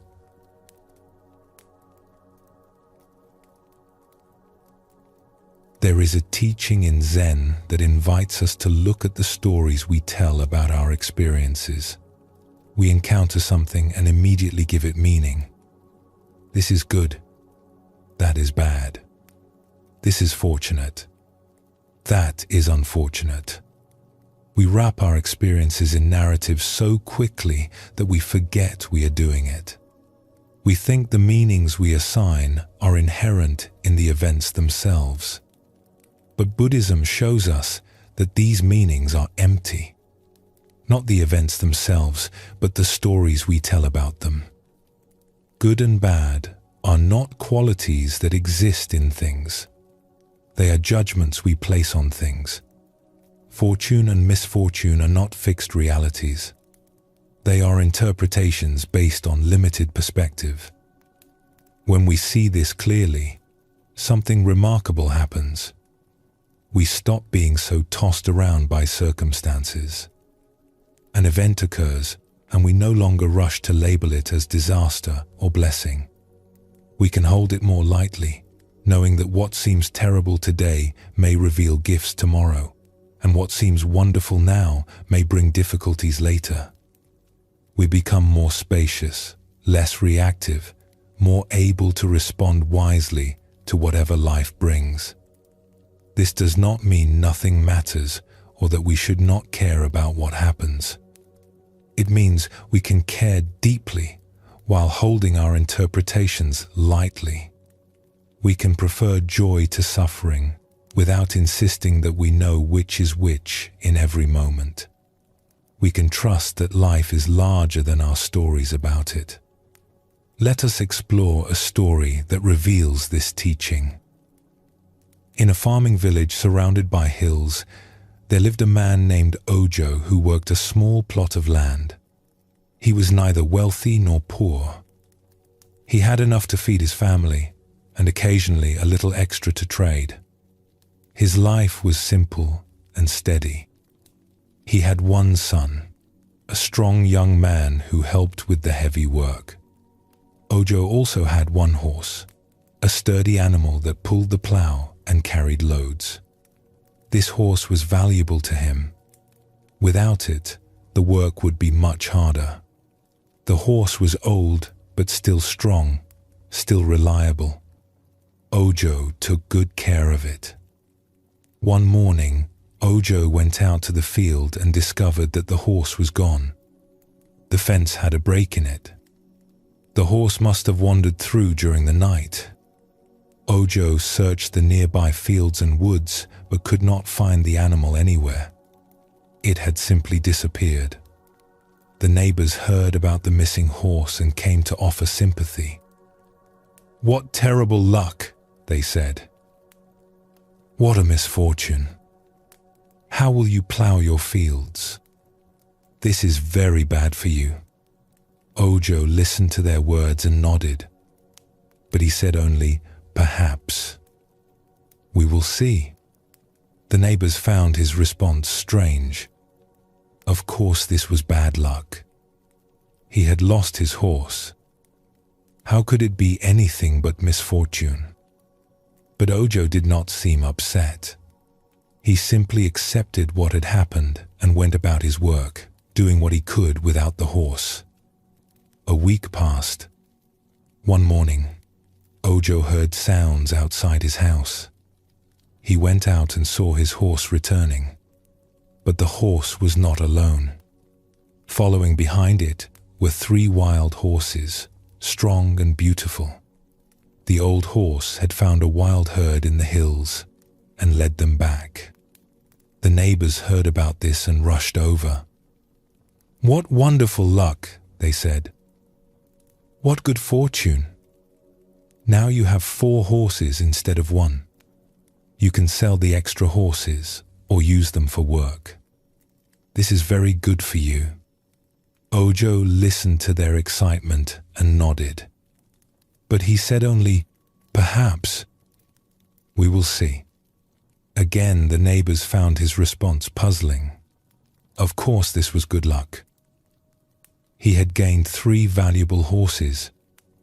How could it be anything but fortunate? But Ojo remained calm, neither celebrating nor claiming to know what this development would bring. The next week, Ojo's son began the work of taming the wild horses so they could be used. One of the horses was particularly spirited and difficult. As the son tried to break it to saddle, the horse bucked violently and threw him off. The young man landed badly and broke his leg. The injury was serious. The bone had broken in a difficult way. The village healer set it as best he could, but everyone could see that the leg would take many months to heal. Even then, the son might walk with a limp. He certainly could not help with the farm work during the busy growing season. The neighbors came again with sad faces. "What terrible luck," they said. "What a misfortune. First you gain horses, but now your son is injured. You have no one to help with the heavy work. The new horses have brought you only trouble. This is very bad for you." Ojo sat beside his son's bed and listened to the neighbor's words. But he said only, "Perhaps. We will see." The neighbors shook their heads. Ojo's calm response seemed like denial. Obviously, this was terrible luck. His son was injured right when he was needed most. How could this be anything but disaster? 2 weeks later, soldiers came to the village. The emperor had declared war on a neighboring kingdom and was conscripting young men for the army. Every household had to send their sons and young men to fight. The soldiers went from house to house, taking the young men away. Many were weeping. Everyone knew that war was brutal and that many of these young men would not return. When the soldiers came to Ojo's house, they looked at his son lying there with a broken leg. "This one cannot fight," they said, and moved on to the next house. Ojo's son was the only young man in the village who was not taken away to war. The neighbors came once more, this time with awe in their voices. "What incredible luck," they said. "What amazing fortune. Your son's injury saved him from war. The broken leg was actually a blessing. This is very good for you." Ojo looked at his son, whose leg was still painful and would be weak for many months. He looked at the other families in the village who were grieving the loss of their sons, and he said only, "Perhaps. We will see." One of the neighbors, an older man named Kano, stayed after the others left. He sat with Ojo in silence for a while, then said, "I notice that you never agree when we call things good luck or bad luck. You always say, 'Perhaps.' Why is this?" Ojo poured tea for both of them and sat quietly before answering. "When the horse ran away, Everyone said it was bad luck. But the horse brought back 3 wild horses. When the wild horses came, everyone said it was good luck. But one of them threw my son and broke his leg. When my son's leg broke, everyone said it was bad luck. But the broken leg saved him from going to war. He sipped his tea slowly. Each time, what looked like misfortune turned into fortune, and what looked like fortune turned into misfortune. The truth is, I do not know which is which. What seems bad today may be the seed of something good tomorrow. What seems good today may bring difficulties I cannot see yet. The events themselves are empty of being good or bad. I give them these meanings based on my limited view. Kano nodded slowly, beginning to understand. So you do not judge things as good or bad? I have preferences, Ojo said. I would prefer that my horse not run away. I would prefer that my son not break his leg. But I hold these preferences lightly. I do not know the whole story. I see only a small part of a much larger pattern.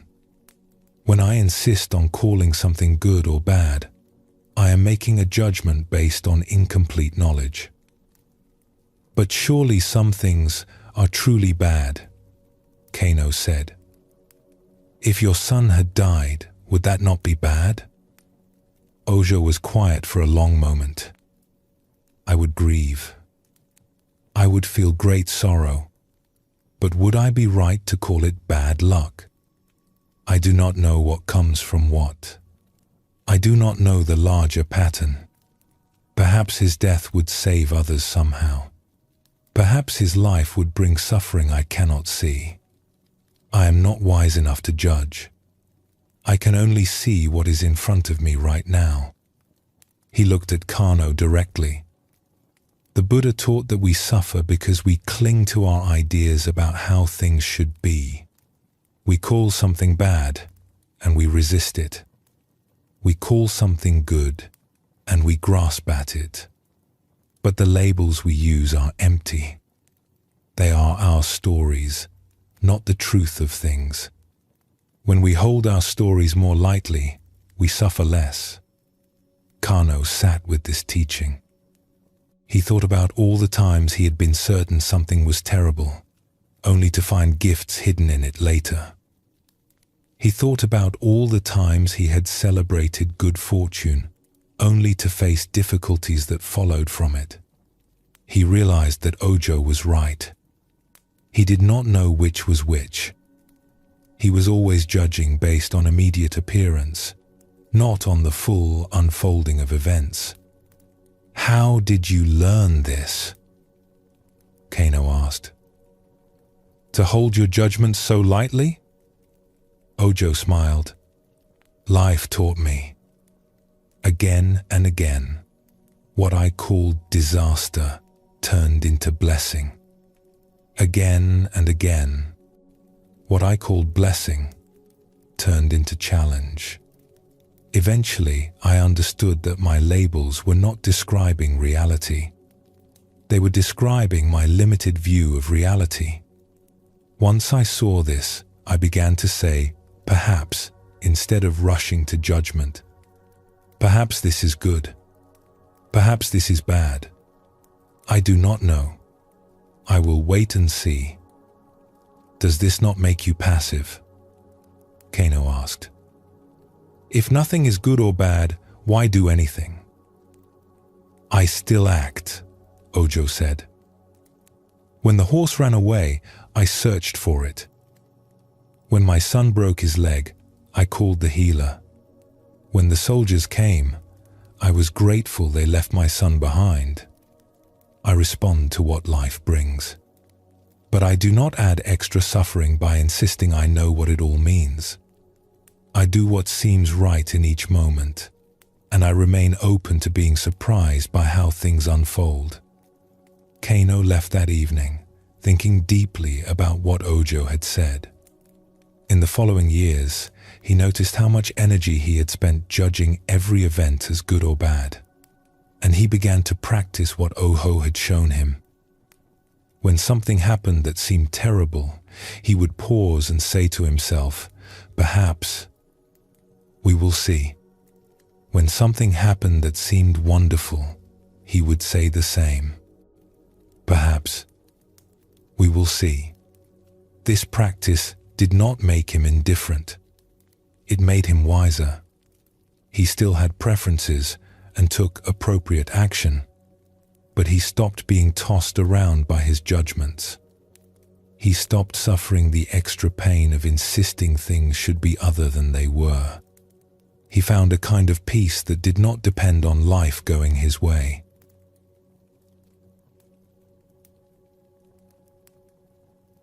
This story shows us something profound about the emptiness of our interpretations. Oho understood that the labels good fortune and bad fortune were stories he was telling, not qualities inherent in the events themselves. The horse running away was not good or bad. It was just a horse running away. The meanings came from his mind, not from the event. We do this constantly. Something happens and we immediately wrap it in interpretation. We tell ourselves stories about what it means, whether it is good or bad, whether it helps or harms us. And these stories shape our experience more than the events themselves do. When Ojo said, "Perhaps we will see," he was acknowledging the emptiness of his judgments. He was admitting that he did not know the full pattern, that his view was limited, that what seemed one way might turn out to be another. This acknowledgement brought him peace. He could respond to each moment without the additional burden of insisting he knew what it all meant. Buddhism teaches us that suffering often comes not from events themselves, but from our resistance to events we have labeled as bad. The event happens. We call it terrible. Then we suffer both the event and our resistance to it. But when we hold our labels lightly, when we remain open to not knowing what things ultimately mean, we reduce our suffering significantly. This does not make us passive. Ojo still acted appropriately in each situation, but he did not add extra suffering by clinging to interpretations he could not know were true. He lived with more ease, more flexibility, more wisdom. Let us explore another story that shows this teaching from a different perspective.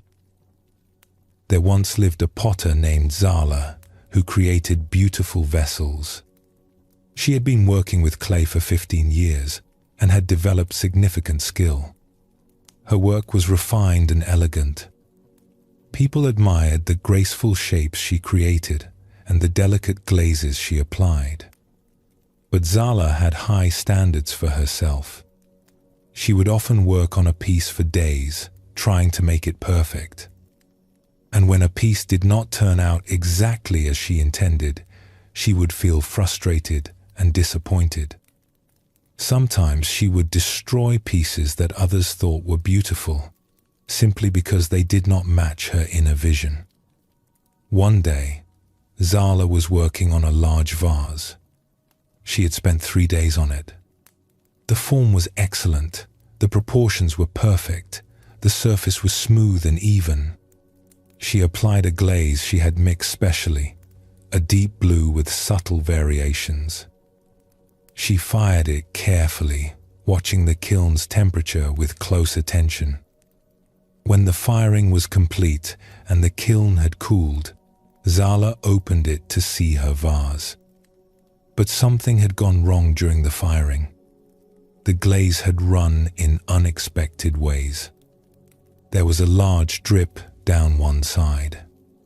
The color had pooled in some places and left other areas thin. The effect was uneven and chaotic. Nothing like what she had intended. Zala felt a wave of anger and disappointment. 3 days of work ruined. She pulled the vase from the kiln roughly, ready to smash it and throw away the pieces. It was ugly. It was a failure. It was wrong. But just as she was about to destroy it, her teacher entered the workshop. This teacher, an old woman named Hannah, had taught Zala when she was first learning pottery. Though Zala now worked independently, Hannah still visited occasionally to see what her former student was creating. "What do you have there?" Hannah asked, noticing the vase in Zala's hands. "A mistake," Zala said bitterly. "The glaze ran during firing. It is ruined. I am about to destroy it." Hannah came closer and examined the vase carefully.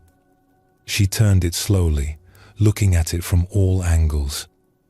The morning light came through the window and lit up the uneven blue glaze, making it shimmer. "Why would you destroy it?" Hannah asked. "Because it is ugly," Zala said. "Look at how the glaze ran. Look at these drips. Look at how uneven the color is. This is not what I intended. It is a failure." Hannah continued looking at the vase. "I see a landscape," she said. "The way the glaze has run looks like rain falling down a mountain. The pooled color looks like lakes.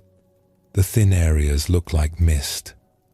This vase looks like the mountains after a storm, with clouds still hanging in the valleys." Zala looked at the vase again, trying to see what her teacher saw. "But that was not what I intended. I wanted a smooth, even color. I wanted perfection." "Yes, you wanted something," Hannah agreed. "And you got something else. But what you got is not inherently ugly. You are calling it ugly because it does not match your intention.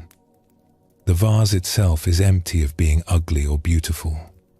You are the one adding that story."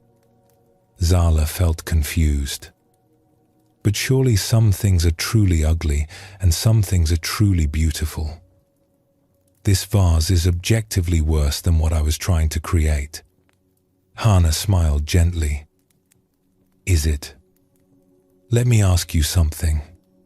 If someone who had never made pottery, who had never seen your intended design, walked in right now and saw this vase, what would they see?" Zala thought about this. They would see a blue vase with uneven glaze. And would they necessarily think it was ugly? I suppose not. They might think it was interesting. They might like the way the glaze runs. Exactly. The ugliness is not in the vase. It is in your story about the vase. You are comparing it to what you intended and finding it lacking. But the vase itself is just a vase. Blue glaze on clay. The story that it is ugly, that it is a failure, that it is ruined, this is your story. It is not the truth of the thing itself. Hannah gestured for Zala to sit down with her. In Zen, we say that things are empty of the meanings we assign to them. Beautiful and ugly are not qualities in objects. They are judgments we make. And these judgments are always based on limited perspective. You judge this vase as ugly because you are comparing it to an idea in your mind. But someone else might judge it as beautiful because they see it with fresh eyes, without that comparison. She picked up the vase and held it up to the light. I have been making pottery for 50 years, and I have learned that some of my most interesting pieces came from what I first thought were mistakes. The glaze that ran in an unexpected way, the crack that appeared during drying, the warping that happened in the kiln. These accidents often created effects I could never have planned. They taught me that my ideas about beauty were too narrow. Zala looked at the vase with new attention. When she stopped comparing it to what she had intended, When she stopped telling herself the story that it was ruined, she could see it differently. The running glaze did create an interesting effect. It did look like a landscape, like rain on mountains. It had a liveliness that her perfectly even glazes sometimes lacked. But I worked hard to learn technique precisely so I could control the outcome, Zala said. If I just let accidents happen, what is the point of skill? Skill is important, Hannah agreed. But skill serves us best when it is held lightly. When we cling too tightly to controlling outcomes, we close ourselves off from happy accidents. We miss the gifts that come from things not going according to plan. The vase you hold is the result of your skill meeting unexpected conditions. Your skill shaped the form beautifully. The accident created an interesting glaze effect. Together they made something you could not have made on purpose. She handed the vase back to Zala. I am not saying you should stop trying to create what you intend. I am saying you should hold your intentions lightly enough to recognize when something unintended might be valuable. This vase is empty of being a failure. It is also empty of being a success.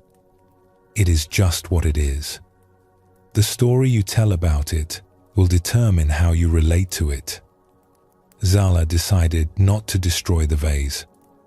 She set it aside and continued with her work. But she kept glancing at it throughout the day. And the more she looked at it without the story of failure, the more she found to appreciate in it. A week later, Zala was preparing for a market where she would sell her pottery. She set out her usual work, the pieces with perfect glazes and even colors. At the last moment, she decided to bring the vase with the running glaze as well. She told herself she probably would not sell it, but she was curious to see how others would respond to it. At the market, most people admired her usual work. But one woman stopped in front of the blue vase and stood there for a long time, just looking at it. Finally, she asked, "How much for this one?" Zala named a price, expecting the woman to say it was too much for such a flawed piece. But the woman paid without hesitation and carefully wrapped the vase to carry home. "This is the most beautiful thing you have," the woman said. "It reminds me of the mountains where I grew up. The way the mist would hang in the valleys after rain. I have been looking for something that captures that feeling, and this vase does it perfectly." After the woman left, Zala stood there thinking about what had happened. She had called the vase ugly. She had almost destroyed it. But this woman had called it beautiful. She had seen in it exactly what Hannah had seen. A landscape, mountains and mist and rain. Which story was true? Her story of failure or the woman's story of beauty? Neither, Zala realized. Both were stories placed on top of what the vase actually was. The vase itself was empty of being beautiful or ugly. It was just blue glaze that had run during firing. The meanings came from the people looking at it, not from the vase itself. This understanding changed how Zala worked. She still aimed for her intended results. She still used her skill to create what she envisioned. But when accidents happened, she no longer rushed to judge them as failures. She would pause and look at what had actually occurred, setting aside her story about what should have happened. Sometimes the accidents truly were problems that needed to be corrected or discarded. But sometimes they revealed possibilities she had not considered. Glaze colors mixing in unexpected ways. Forms warping into interesting shapes. Cracks creating patterns she could never have planned. When she stopped insisting that accidents were bad, she found gifts hidden in them. she also became less attached to her successes. When a piece turned out exactly as she intended and people praised it, she would feel pleased but not proud. She understood that beautiful was a story they were placing on the work, just as ugly was a story she had placed on the running glaze. The work itself was empty of these labels. It was just clay and glaze shaped in particular ways. This understanding brought Zala a kind of freedom she had not experienced before. She no longer felt devastated when things went wrong, or inflated when things went right. She worked with care and skill, but she held her results lightly. She did her best and then watched with curiosity to see what would happen, knowing that her judgments about success and failure were just stories, not truth. Years later, when younger potters would ask her for advice, she would tell them, "Learn your technique well. Develop your skill. But do not cling to your vision so tightly that you miss what actually happens. The clay will teach you things you did not know. The fire will show you possibilities you did not imagine. Your mistakes will sometimes be your teachers. Hold your stories about success and failure lightly. Let the work be what it is."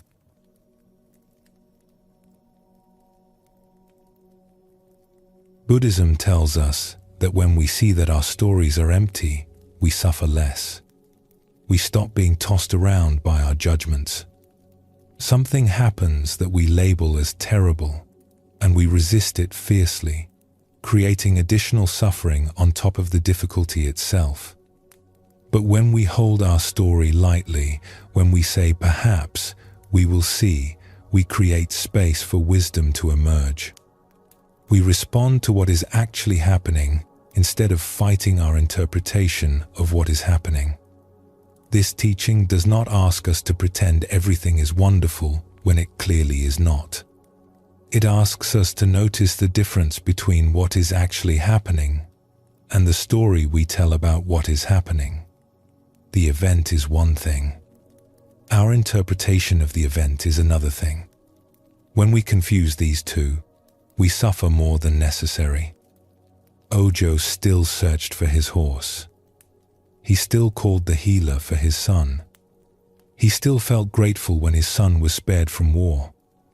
He was not passive or indifferent, but he did not add the extra suffering of insisting he knew what each event ultimately meant. He responded appropriately to what arose, while remaining open to being surprised by how things unfolded.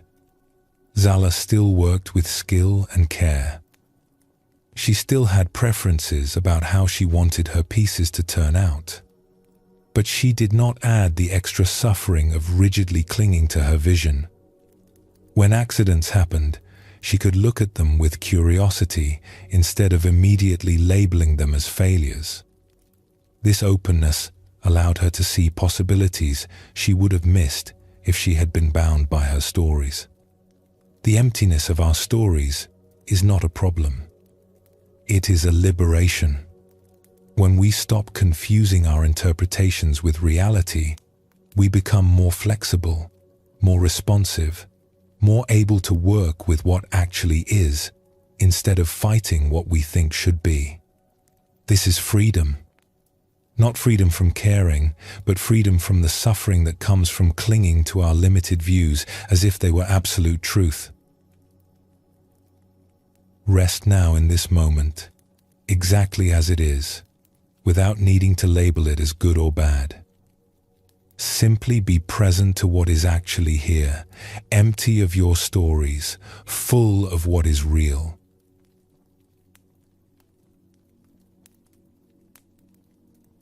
There is a teaching in the Heart Sutra, one of the most famous texts in Buddhism, that sounds like a paradox. It says, "Form is emptiness, emptiness is form." This teaching confuses many people when they first encounter it. How can form be emptiness? How can emptiness be form? Are these not opposites? But Buddhism shows us that form and emptiness are not two different things. They are the same reality seen from two perspectives. When we look at a wave, we can see it as a distinct form rising from the ocean. But we can also see that the wave is empty of being separate from the ocean. It is ocean water temporarily taking the shape of a wave. The wave is form. The wave is also emptiness. These are not contradictory. They are two ways of seeing the same thing. This teaching is not abstract philosophy. It has practical meaning for how we live. When we understand that form is emptiness, we stop clinging to things as if they were solid and permanent. When we understand that emptiness is form, we stop falling into nihilism or believing nothing matters. We see that everything exists as a dynamic process, always flowing, always changing, but never simply nothing. The ancient Zen masters expressed this teaching in many ways. They would say that mountains are not mountains, then mountains are mountains again. They meant that when we first see a mountain, we think it is a solid, permanent thing. Then we learn it is empty of independent existence, constantly changing, made of smaller parts. Finally, we see that the mountain is both form and emptiness simultaneously. It is a mountain and it is empty. Both truths exist together. We can see this in our own experience if we look closely. Hold your hand before your face. It appears solid, but your hand is mostly empty space. The atoms are tiny particles separated by vast distances. Between the particles is emptiness. Yet your hand is real. It functions. It moves. It feels. The form is not denied by the emptiness. The emptiness does not make the form unreal. They exist together as one reality. Let us explore a story that reveals this truth. There once lived a tea master named Paro, who ran a small tea house near a monastery. He had studied tea ceremony for many years and took great care in every aspect of his practice. The preparation of tea, the serving of guests, the arrangement of his tea room, all of these received his complete attention. One day, a famous Zen master named Aikido was passing through the region and stopped at Paro's tea house. Paro was honored to serve such an esteemed teacher. He prepared everything with special care. He chose his finest tea bowl, a beautiful piece with a lustrous glaze. He brewed the tea perfectly, measuring the water temperature, whisking it to just the right consistency. When he served the tea to Master Aikido, the old monk received the bowl with both hands and examined it carefully. "This is a beautiful bowl," he said. "Where did you find it?" "It was made by a famous potter," Paro replied with some pride. "I saved for 2 years to purchase it. It is the finest piece I own." Master Aikido nodded and drank the tea slowly, savoring it. When he finished, he held up the bowl again, looking at it in the light. "Tell me," he said, "is this bowl full or empty?" Paro looked at the bowl. The tea was gone. "It is empty now, master. You have drunk all the tea." "And before I drank, was it full?" "Yes, it was full of tea." "I see. So sometimes this bowl is full and sometimes it is empty. These are two different states of the bowl?" Paro was not sure where the master was leading with these questions, but he answered honestly, "Yes, master. When it contains tea, it is full. When it does not, it is empty." Master Aikido smiled gently. "And what about right now when the tea is gone? Is the bowl empty?" "Yes, it is empty." "Is it?" the master asked. What is inside the bowl right now? Paro looked more carefully. Air is inside the bowl. So the bowl is full of air? I suppose so. Then is it full or empty? Paro felt confused. It is empty of tea but full of air. And if I cover the bowl with a lid so no air can enter, is it empty then? It would still have air inside that was trapped there. And if I could remove all the air, creating a perfect vacuum inside the bowl, would it be empty then? Paro thought about this. Even a vacuum is something. Even empty space is something. So I suppose the bowl would still contain emptiness. Master Aikido laughed with delight. Now you are beginning to see. The bowl is never simply empty. Even when we say it is empty, it is full of something. Full of air. Full of space.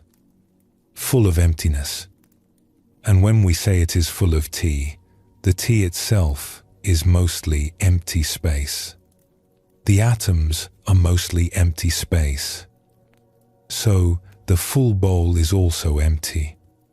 Form is emptiness. Emptiness is form. He handed the bowl back to Paro. Look at this bowl again. Do not think about it. Just look. What do you see? Paro looked at the bowl in his hands. It was a beautiful object.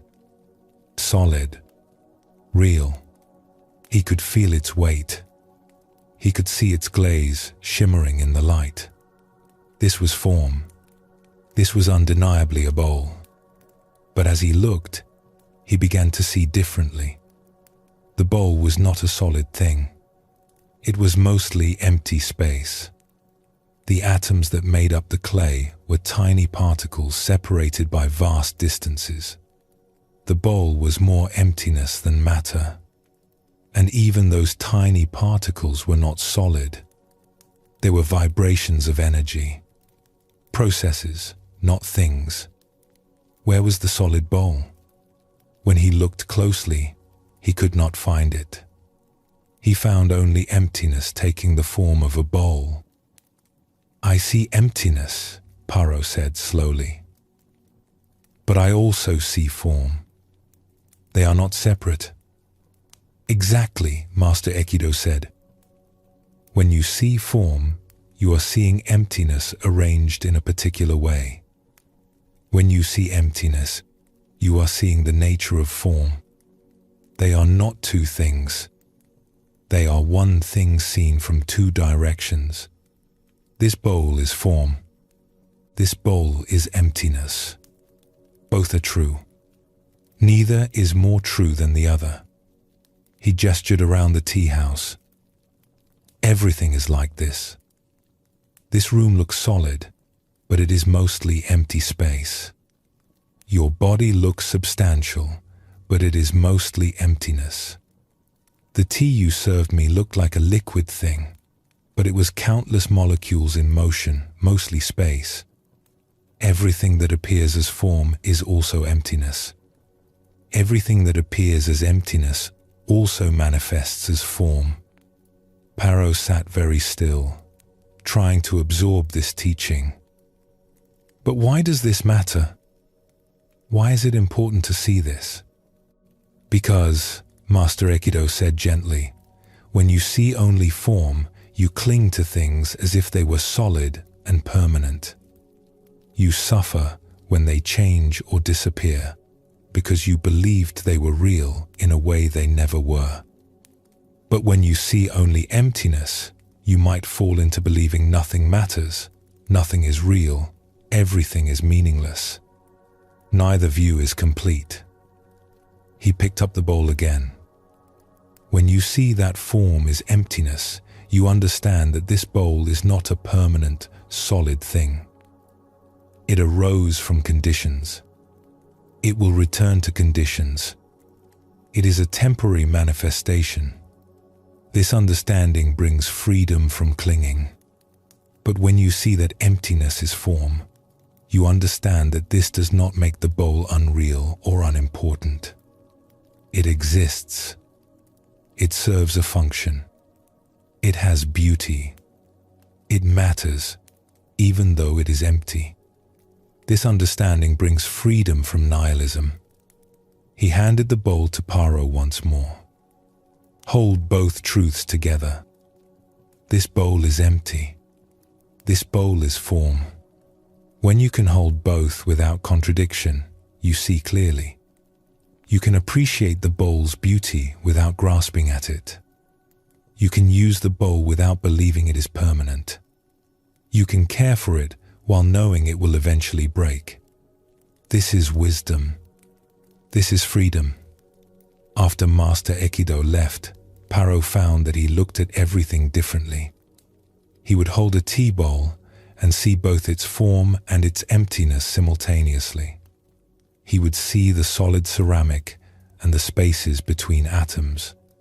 He would see the beautiful glaze and the temporary arrangement of minerals.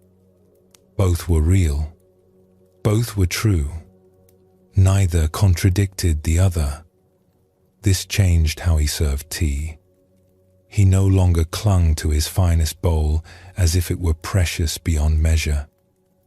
He used it freely, knowing that its emptiness meant it was not truly separate from everything else, not truly possessible. But he also cared for it with attention, knowing that even though it was empty, its form had value and beauty in this moment. When the bowl eventually broke, as all bowls do, Paro felt sadness, but not devastation. The form had changed, but the emptiness remained. The atoms that made up the bowl scattered and would become parts of other forms. The bowl had never been a separate, permanent thing. It had always been emptiness temporarily arranged as a bowl. Now that emptiness was arranged differently. The loss was real, but it was not the loss he would have felt before he understood form and emptiness.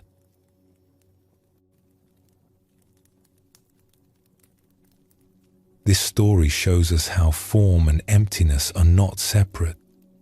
The tea bowl appeared as solid form, but when examined closely, it revealed itself as mostly empty space. When Paro learned to see both the form and the emptiness simultaneously, he found freedom. He could appreciate the bowl without clinging to it as permanent. He could use it without denying its reality. He held both truths together. The Heart Sutra teaches that form does not differ from emptiness, and emptiness does not differ from form. Whatever is form is emptiness. Whatever is emptiness is form. This is not saying that things do not exist. It is saying that things exist as emptiness manifesting. The wave is not separate from the ocean.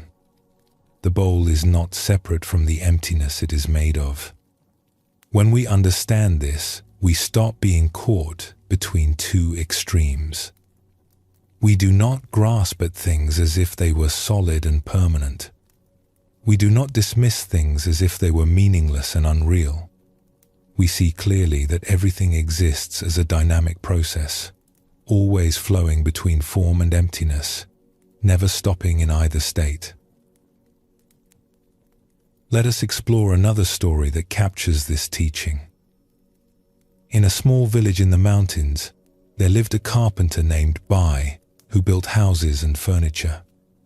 He was skilled at his craft and took pride in his solid, well-made work. When he built a table, it was sturdy and strong. When he built a house, it lasted for generations. He believed in the solidity of things, in the reality of the forms he created. One winter, Bai was hired to build a small hermitage for a monk who wanted to live in solitude on the mountain.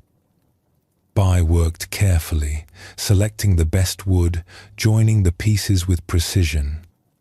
He built a small structure that would withstand the harsh mountain weather, with strong walls and a solid roof. When the hermitage was complete, the monk moved in and invited Bai to share tea with him before he descended back to the village. They sat together in the small room Bai had built, and the monk asked him, "What did you build here?" Bai looked around with satisfaction. "I built a solid house. Strong walls to keep out the cold. A good roof to keep out the rain. This hermitage will last many years." The monk nodded. "The walls are solid?" "Very solid. I chose the best timber. The joints are tight. These walls will not fail." "Tell me," the monk said, "if the walls are completely solid, how did you get inside? How am I sitting in here with you?" Bai laughed. "The walls are solid, but there is a door. I made an opening so you could enter." "Ah," the monk said. "So the walls are not completely solid.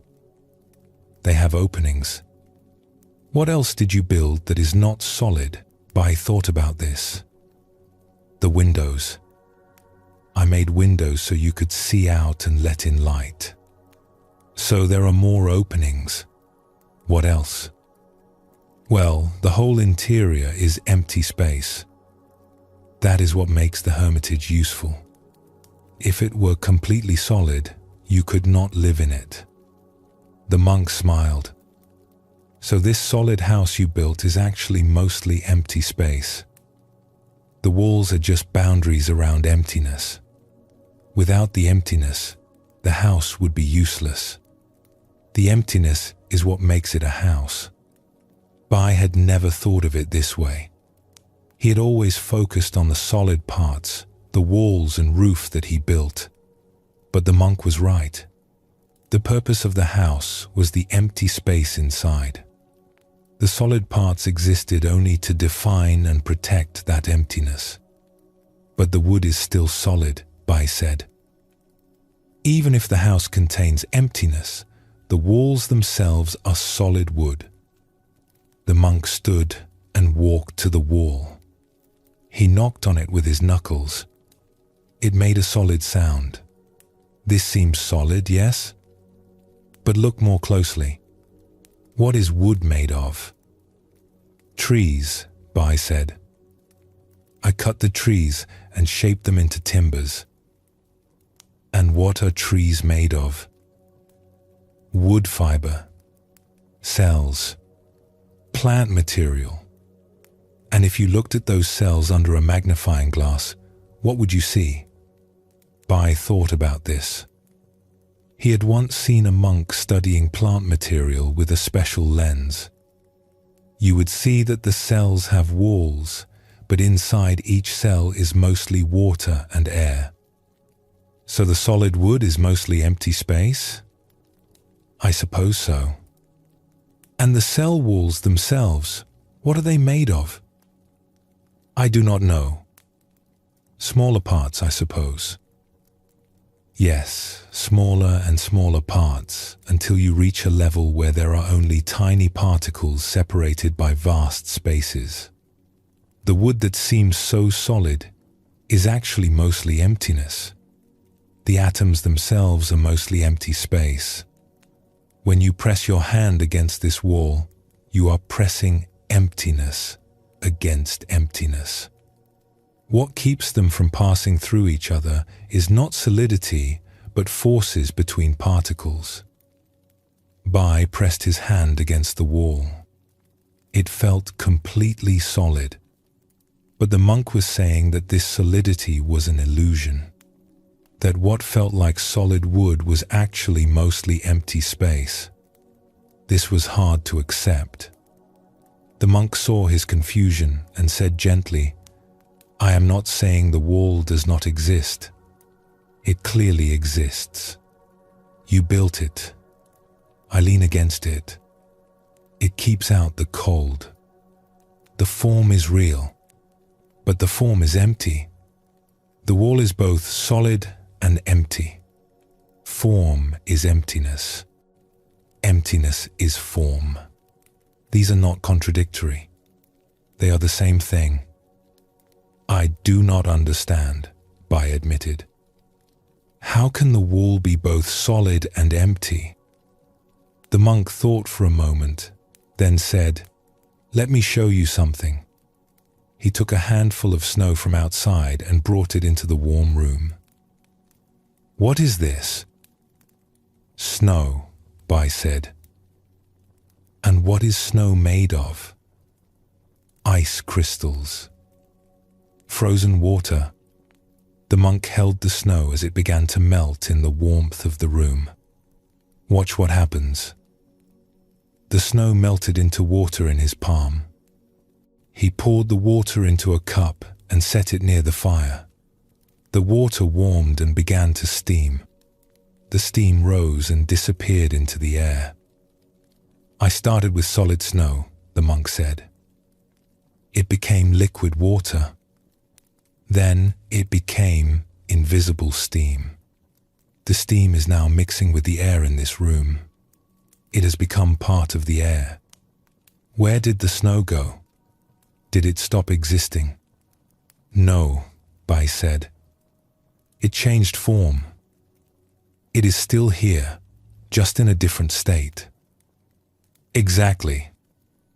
The snow was a temporary form that water took. The water was a temporary form.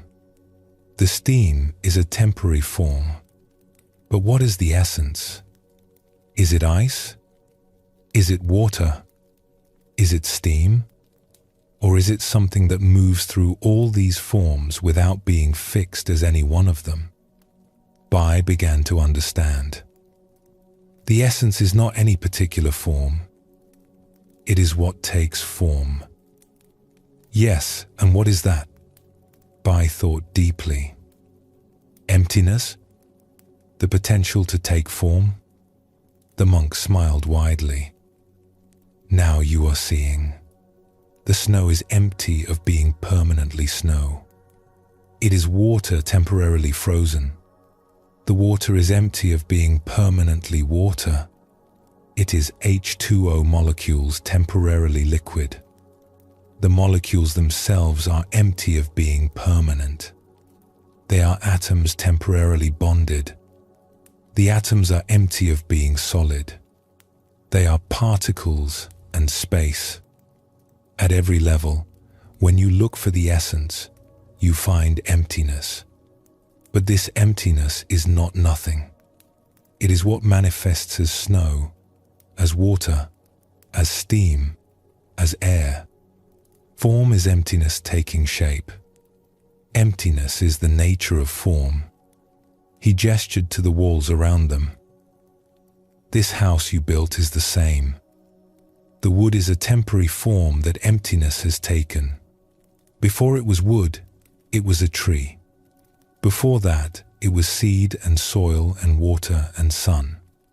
After this, when the house decays, it will become soil again, and perhaps another tree will grow from it.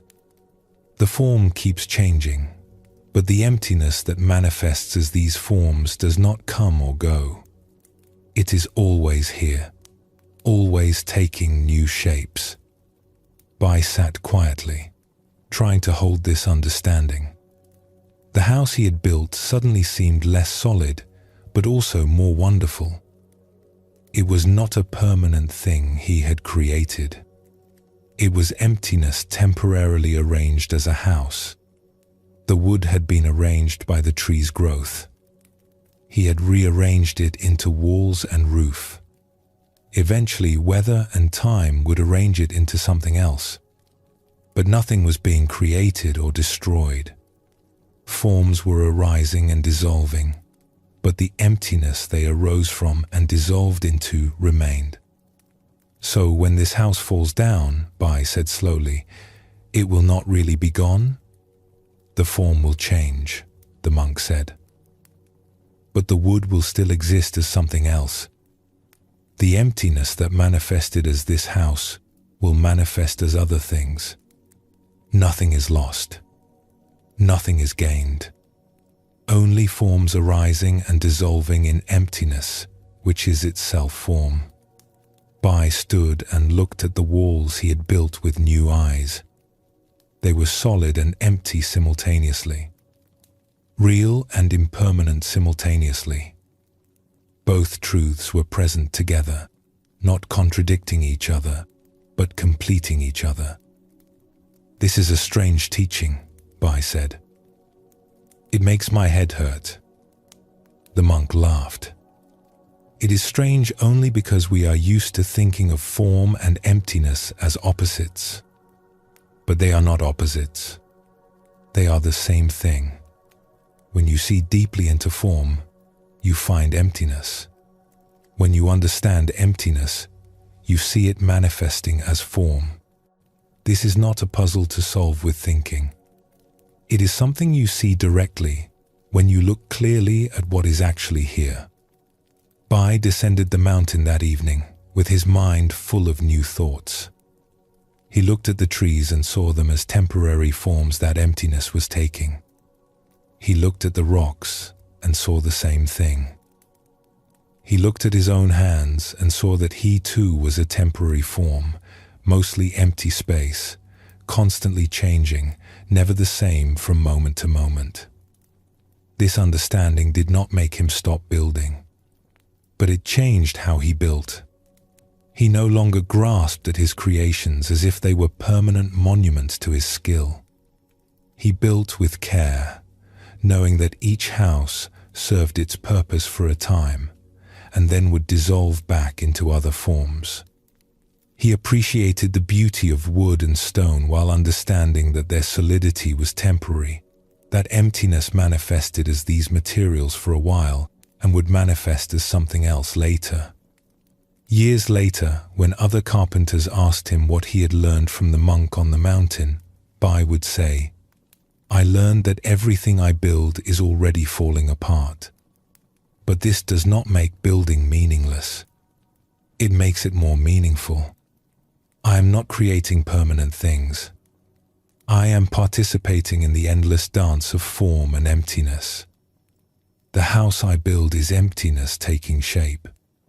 When it falls down, it is emptiness taking a different shape. Nothing is lost. Nothing is gained.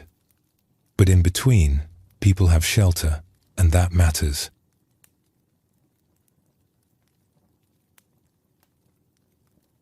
The Heart Sutra's teaching is not asking us to deny the reality of form. The tea bowl is real. The house is real. But they are not real in the way we usually think. When we understand this deeply, we find a middle way between two extremes. The bowl matters because it will not last forever. The house serves because it will eventually fall down. The form is valuable precisely because it is empty of permanence. This understanding brings freedom. We can appreciate beauty without clinging. We can create without attachment to our creations lasting forever. We can love without demanding that the object of our love never change.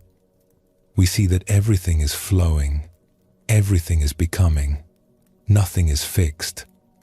And in this flow, we find not chaos but the natural rhythm of reality expressing itself. Form is emptiness. Emptiness is form.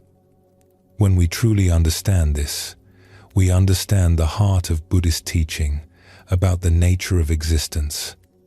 We see that everything exists as a dynamic process, neither something nor nothing, but the dance between form and emptiness that is the nature of all things. Rest in this moment. Notice the form of your body and the empty spaces within it and around it. See how form and emptiness are not separate but two ways of seeing the same reality. Let yourself simply be here, empty and full, form and emptiness, complete as you are.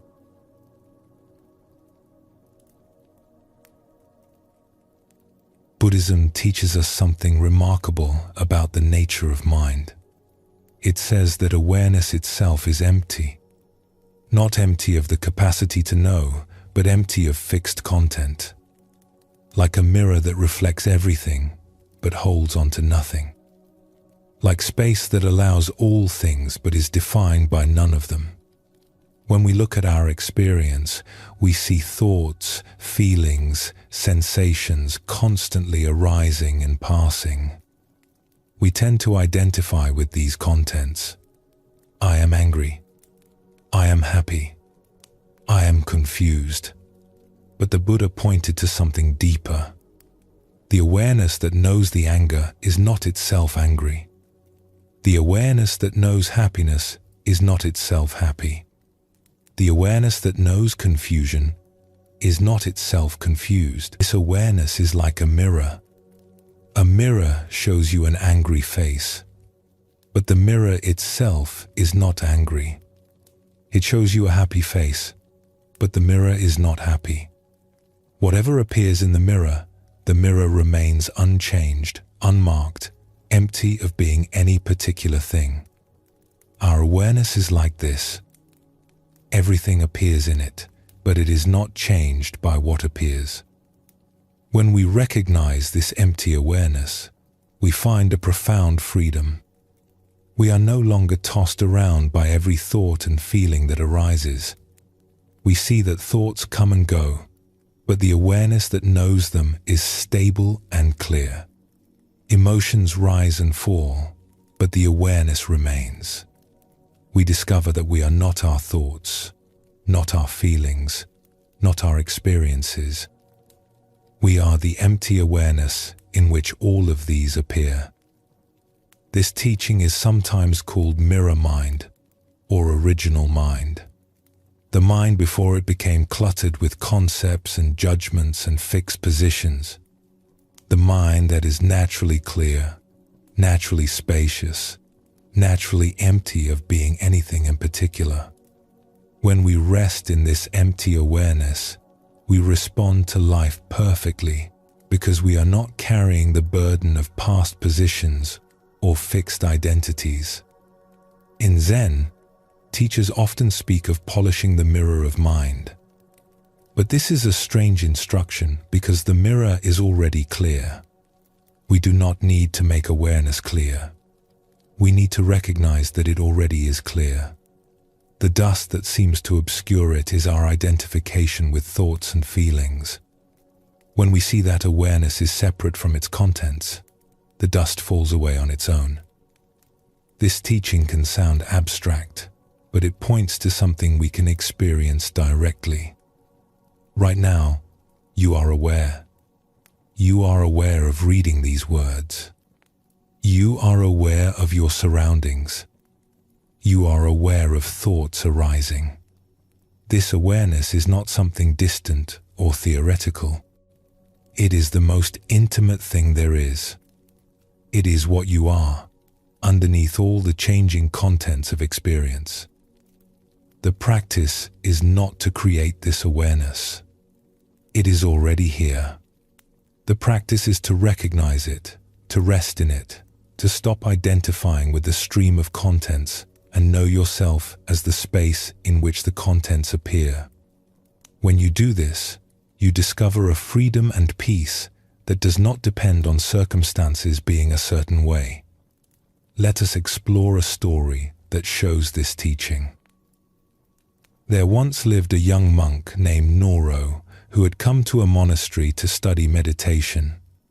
He was earnest and sincere, eager to understand the teachings. His master assigned him a simple task. Every morning, he was to polish a large bronze mirror that hung in the meditation hall. Noro took this task seriously. Each morning before dawn, he would take soft cloths and carefully clean the mirror's surface. He would remove any dust or smudges. He would polish it until it shone brightly, reflecting everything clearly. Then he would sit in meditation before it. This went on for many months. Noro polished the mirror each day and sat in meditation. But he felt he was making no progress in his practice.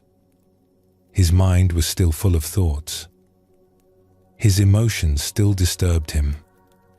He felt he was no closer to enlightenment than when he began. One morning, as he was polishing the mirror, his master approached and stood watching him work.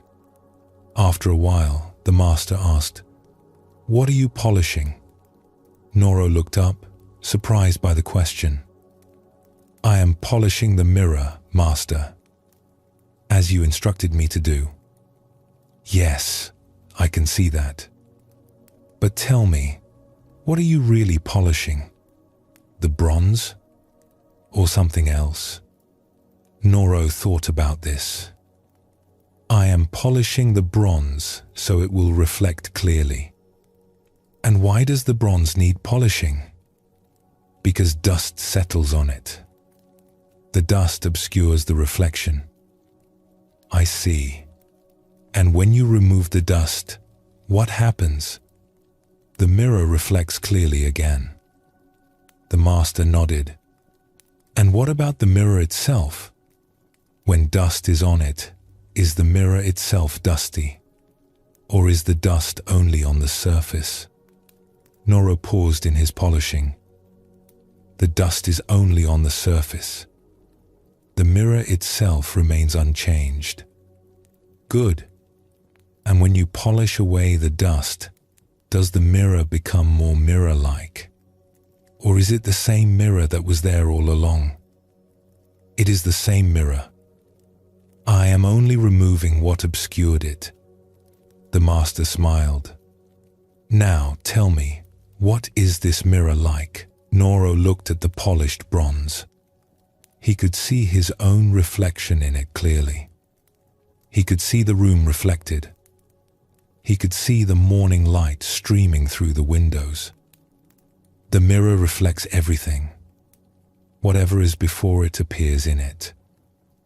Does the mirror choose what to reflect? No, it reflects everything equally. And when something moves away from the mirror, does the mirror hold on to its reflection? Noro thought about this. No, when something moves away, its reflection disappears. The mirror does not hold on to anything. So the mirror is empty? Yes, the mirror is empty. It reflects everything but holds nothing. The master sat down beside Noro. Your mind is like this mirror.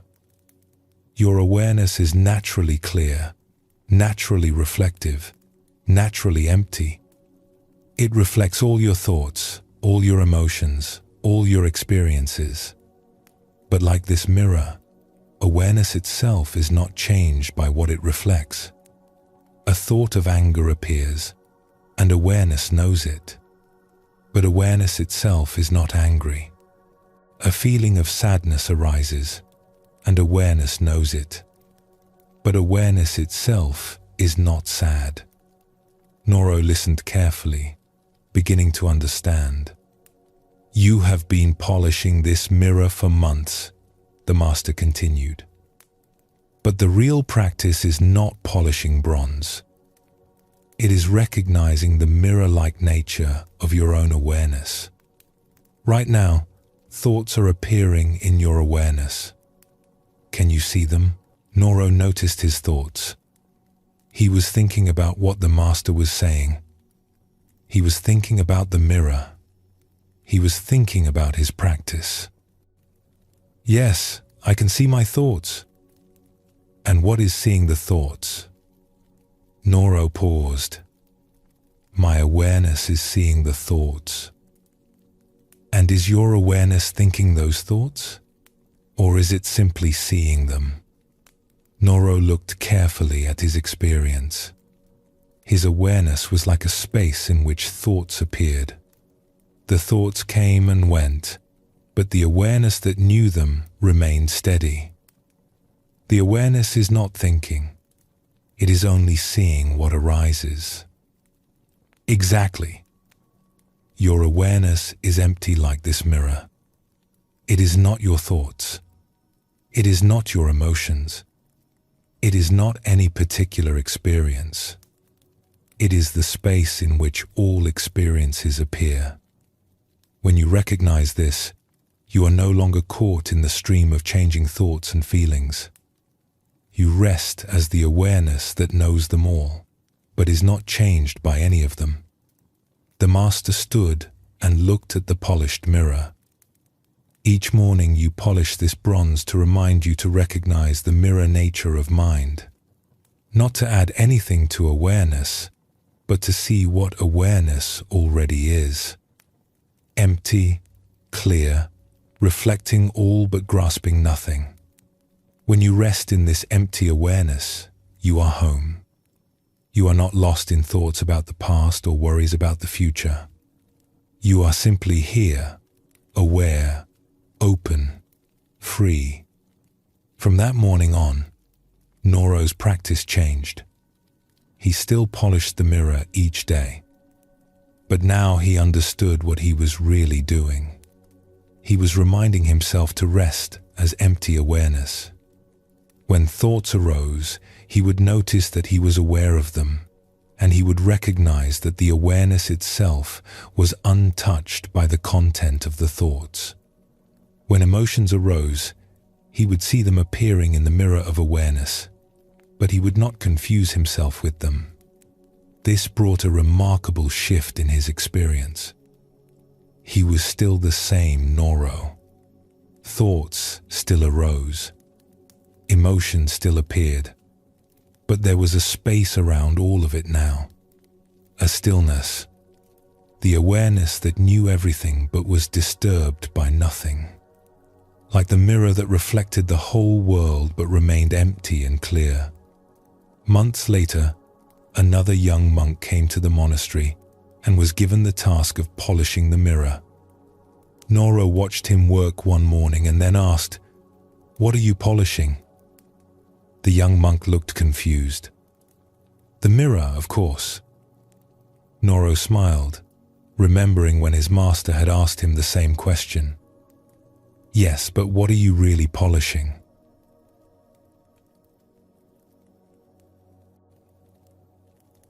This story reveals the teaching of empty awareness.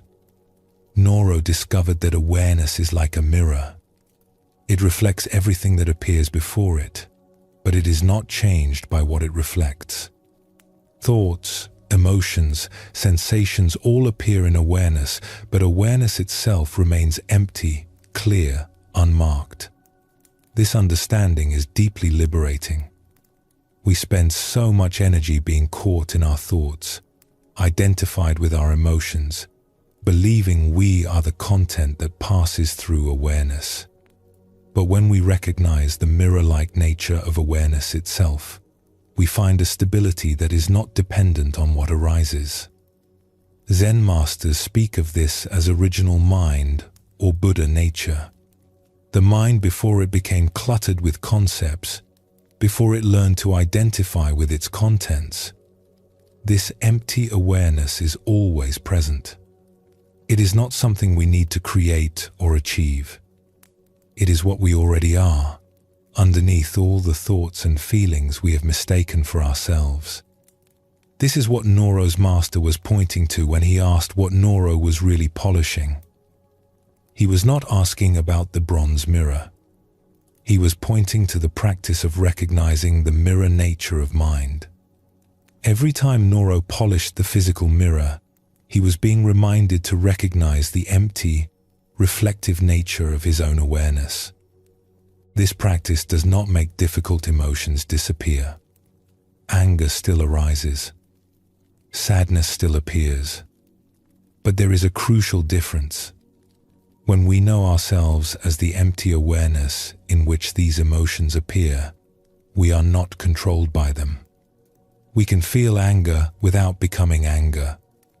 We can experience sadness without being consumed by sadness. The emotions are real, but they are not who we are. They are reflections in the mirror, not the mirror itself. Let us explore another story that explores this teaching. In a village by a wide river, there lived a woman named Kima who made her living as a river guide. She would ferry people across the river in her boat, help merchants transport goods, and teach children how to read the river's moods. She knew the river intimately, every current and shallow, every season's changes. What Kima loved most was the still water near the riverbank on calm mornings. When there was no wind and no current, the water became perfectly still. So still that it reflected the sky and trees with perfect clarity. She could look down into the water and see the clouds moving across the sky, the birds flying overhead, the branches of trees swaying gently. One morning, a traveling teacher stopped by the river and asked Kima to ferry him across.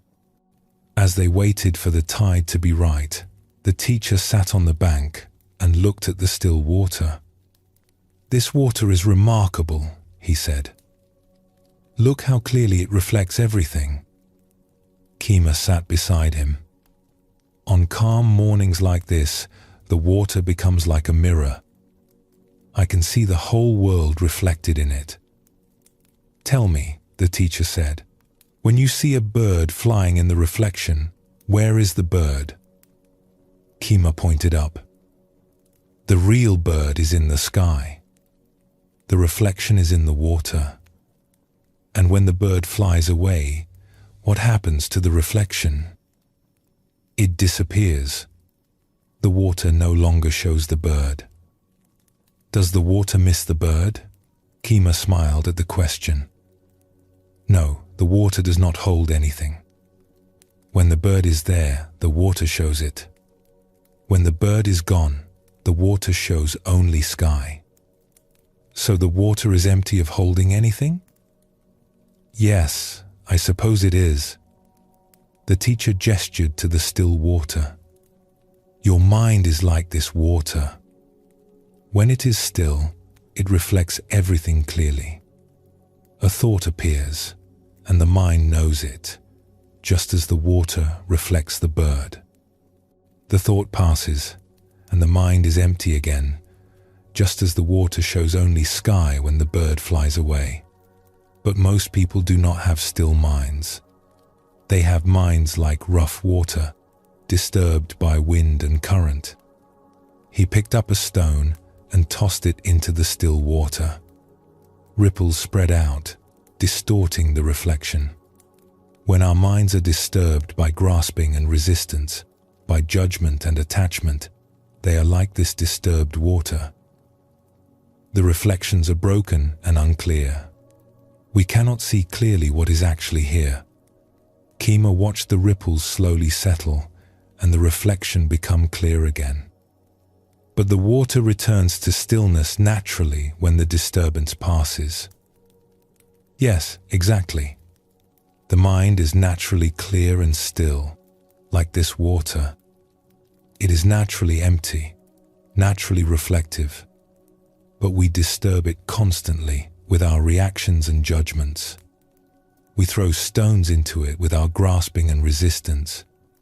Then we cannot see clearly because the water of our mind is too disturbed to reflect accurately. The teacher stood and walked to the water's edge. "Look at the reflection of this tree. The tree appears in the water, but the water is not a tree. The water does not become what it reflects. It remains water, empty and clear, even while showing the tree's image. Your awareness is like this. Anger appears in your awareness, but awareness does not become angry. It remains empty and clear, even while knowing the anger. Joy appears, but awareness does not become joyful. It remains empty and clear, even while knowing the joy." Kima looked at the water with new understanding. She had seen this reflection countless times but had never thought of her mind this way. So when I am angry, if I can recognize that awareness is like the water, I am not the anger. I am the empty awareness in which anger appears. "Yes," the teacher said. "The anger is real.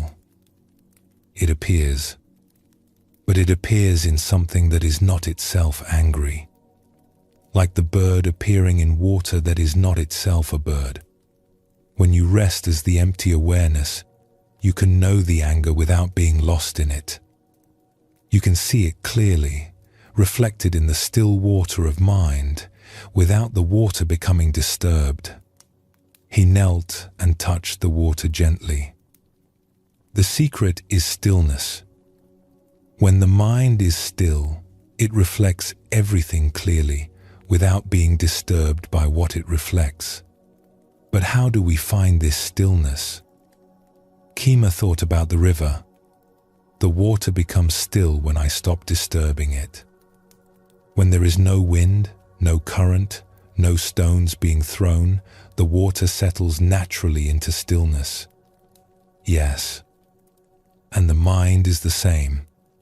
It becomes still when we stop disturbing it. When we stop throwing stones of judgment and grasping.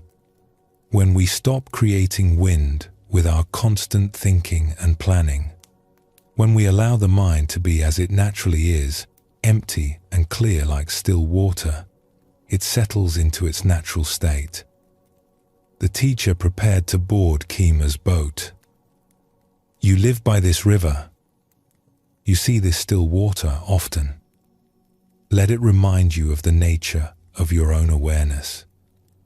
Empty, clear, reflecting all but holding nothing. When you remember this, you will not be so disturbed by the thoughts and feelings that appear. You will see them as reflections in still water, arising and passing, while the water itself remains unchanged. After the teacher crossed the river and continued his journey, Kima sat by the still water for a long time. She watched clouds drift across the reflection.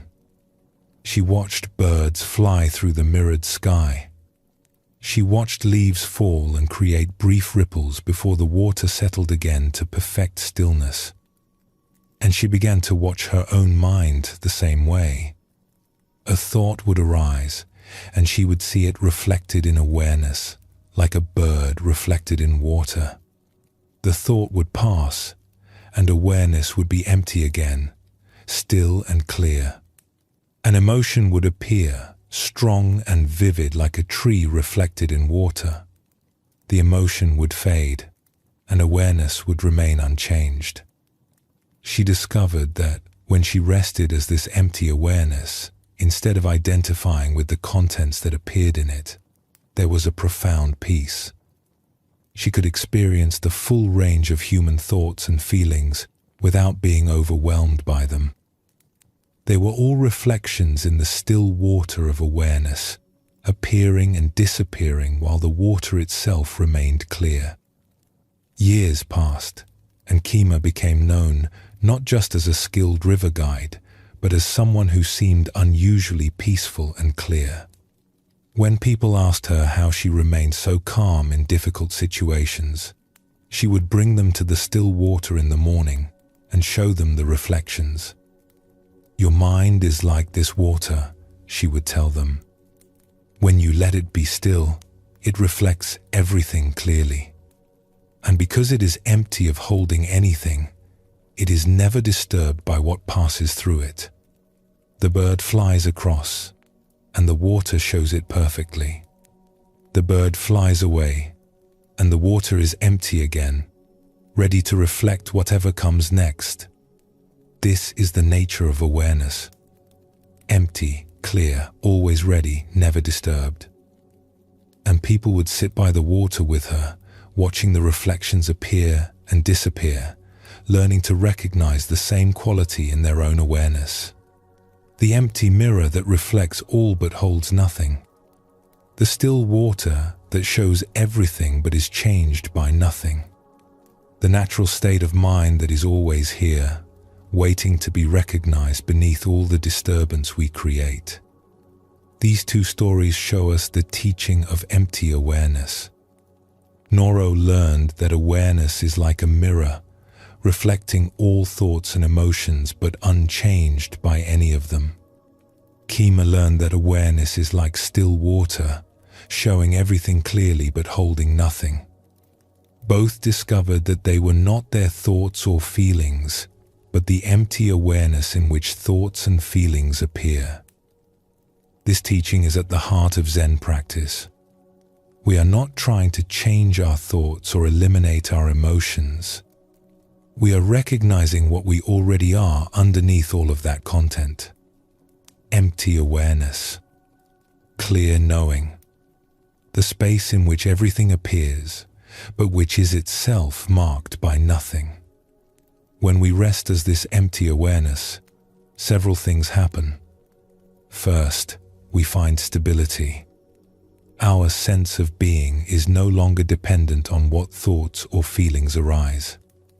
We remain steady whether the mind is calm or agitated, happy or sad, because we know ourselves as the awareness that witnesses all states without being any particular state.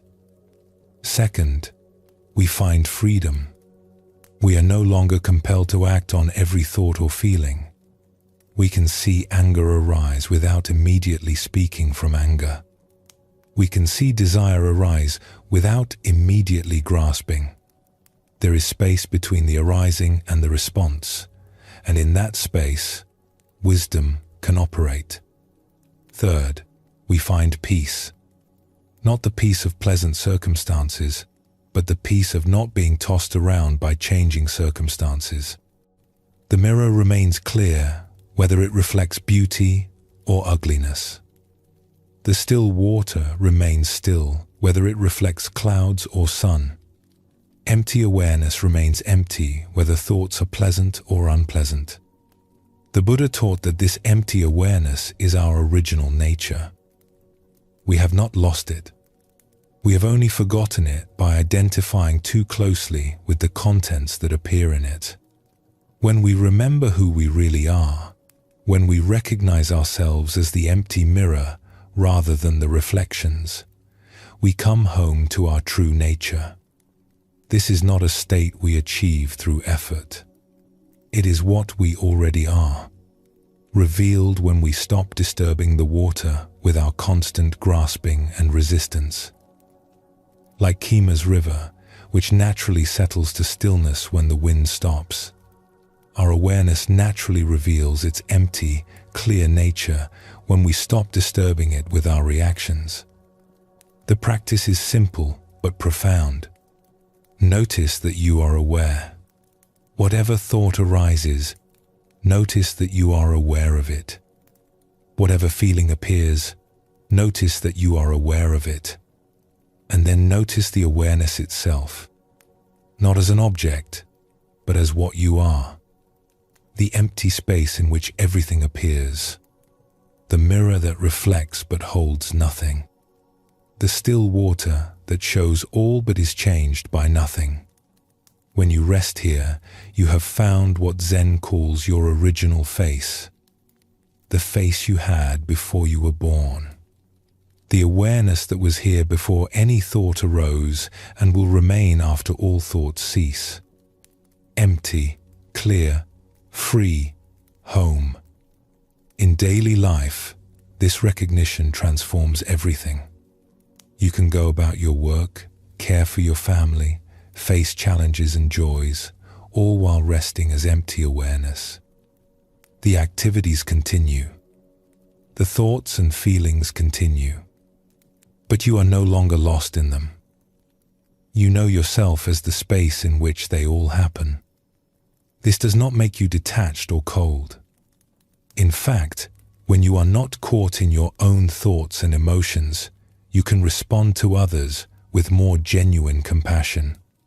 You can listen more deeply because you are not lost in your own mental reactions.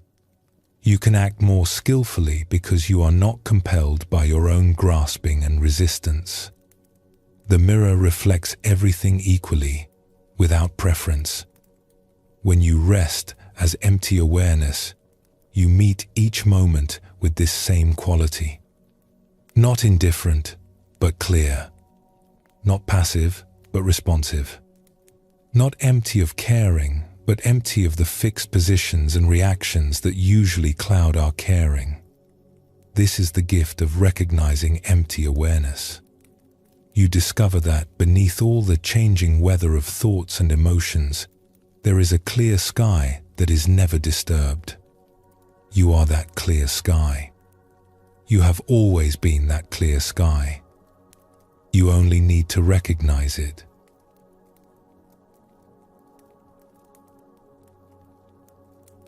Rest now as awareness itself, not as any particular thought or feeling, but as the empty knowing that witnesses all thoughts and feelings. Notice the spaciousness of this awareness. Notice how it holds everything without grasping anything. Simply rest here, empty and clear, like a mirror reflecting this moment exactly as it is. As we come to the end of our exploration tonight, take a moment to notice where you are. Feel your body resting. Notice the gentle rhythm of your breath.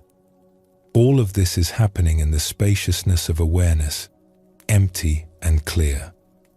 Tonight we have explored emptiness from many perspectives. We discovered how emptiness creates capacity, how the hollow space in a bowl or flute is what makes it useful. We saw how nothing exists independently, how everything arises in dependence on everything else. We recognized that the self is empty of fixed nature, fluid and responsive rather than frozen and rigid. We explored how our stories about reality are empty, how the meanings we assign come from us rather than from events themselves. We saw that form and emptiness are not separate, that every solid thing is also empty space, and emptiness manifests as all forms. We discovered that awareness itself is empty like a mirror, reflecting everything but holding nothing. These teachings may sound abstract, but they point to something deeply practical. When we see emptiness clearly, we find freedom. Freedom from clinging to things that cannot last. Freedom from defending identities that were never solid. Freedom from being tossed around by our interpretations. Freedom to respond to each moment freshly, without the burden of fixed positions. Emptiness is not nothingness. It is not loss. It is the liberating truth that nothing is separate, nothing is permanent, nothing is fixed. And in this truth, we find connection, flow, and spaciousness. As you drift towards sleep now, let everything soften. Let your body rest completely. Let your thoughts settle like snow falling on still water. You do not need to hold anything together. You can simply be here, empty and full, resting in the natural spaciousness of this moment. Sleep well, and thank you for joining us here at Sleepy Monk.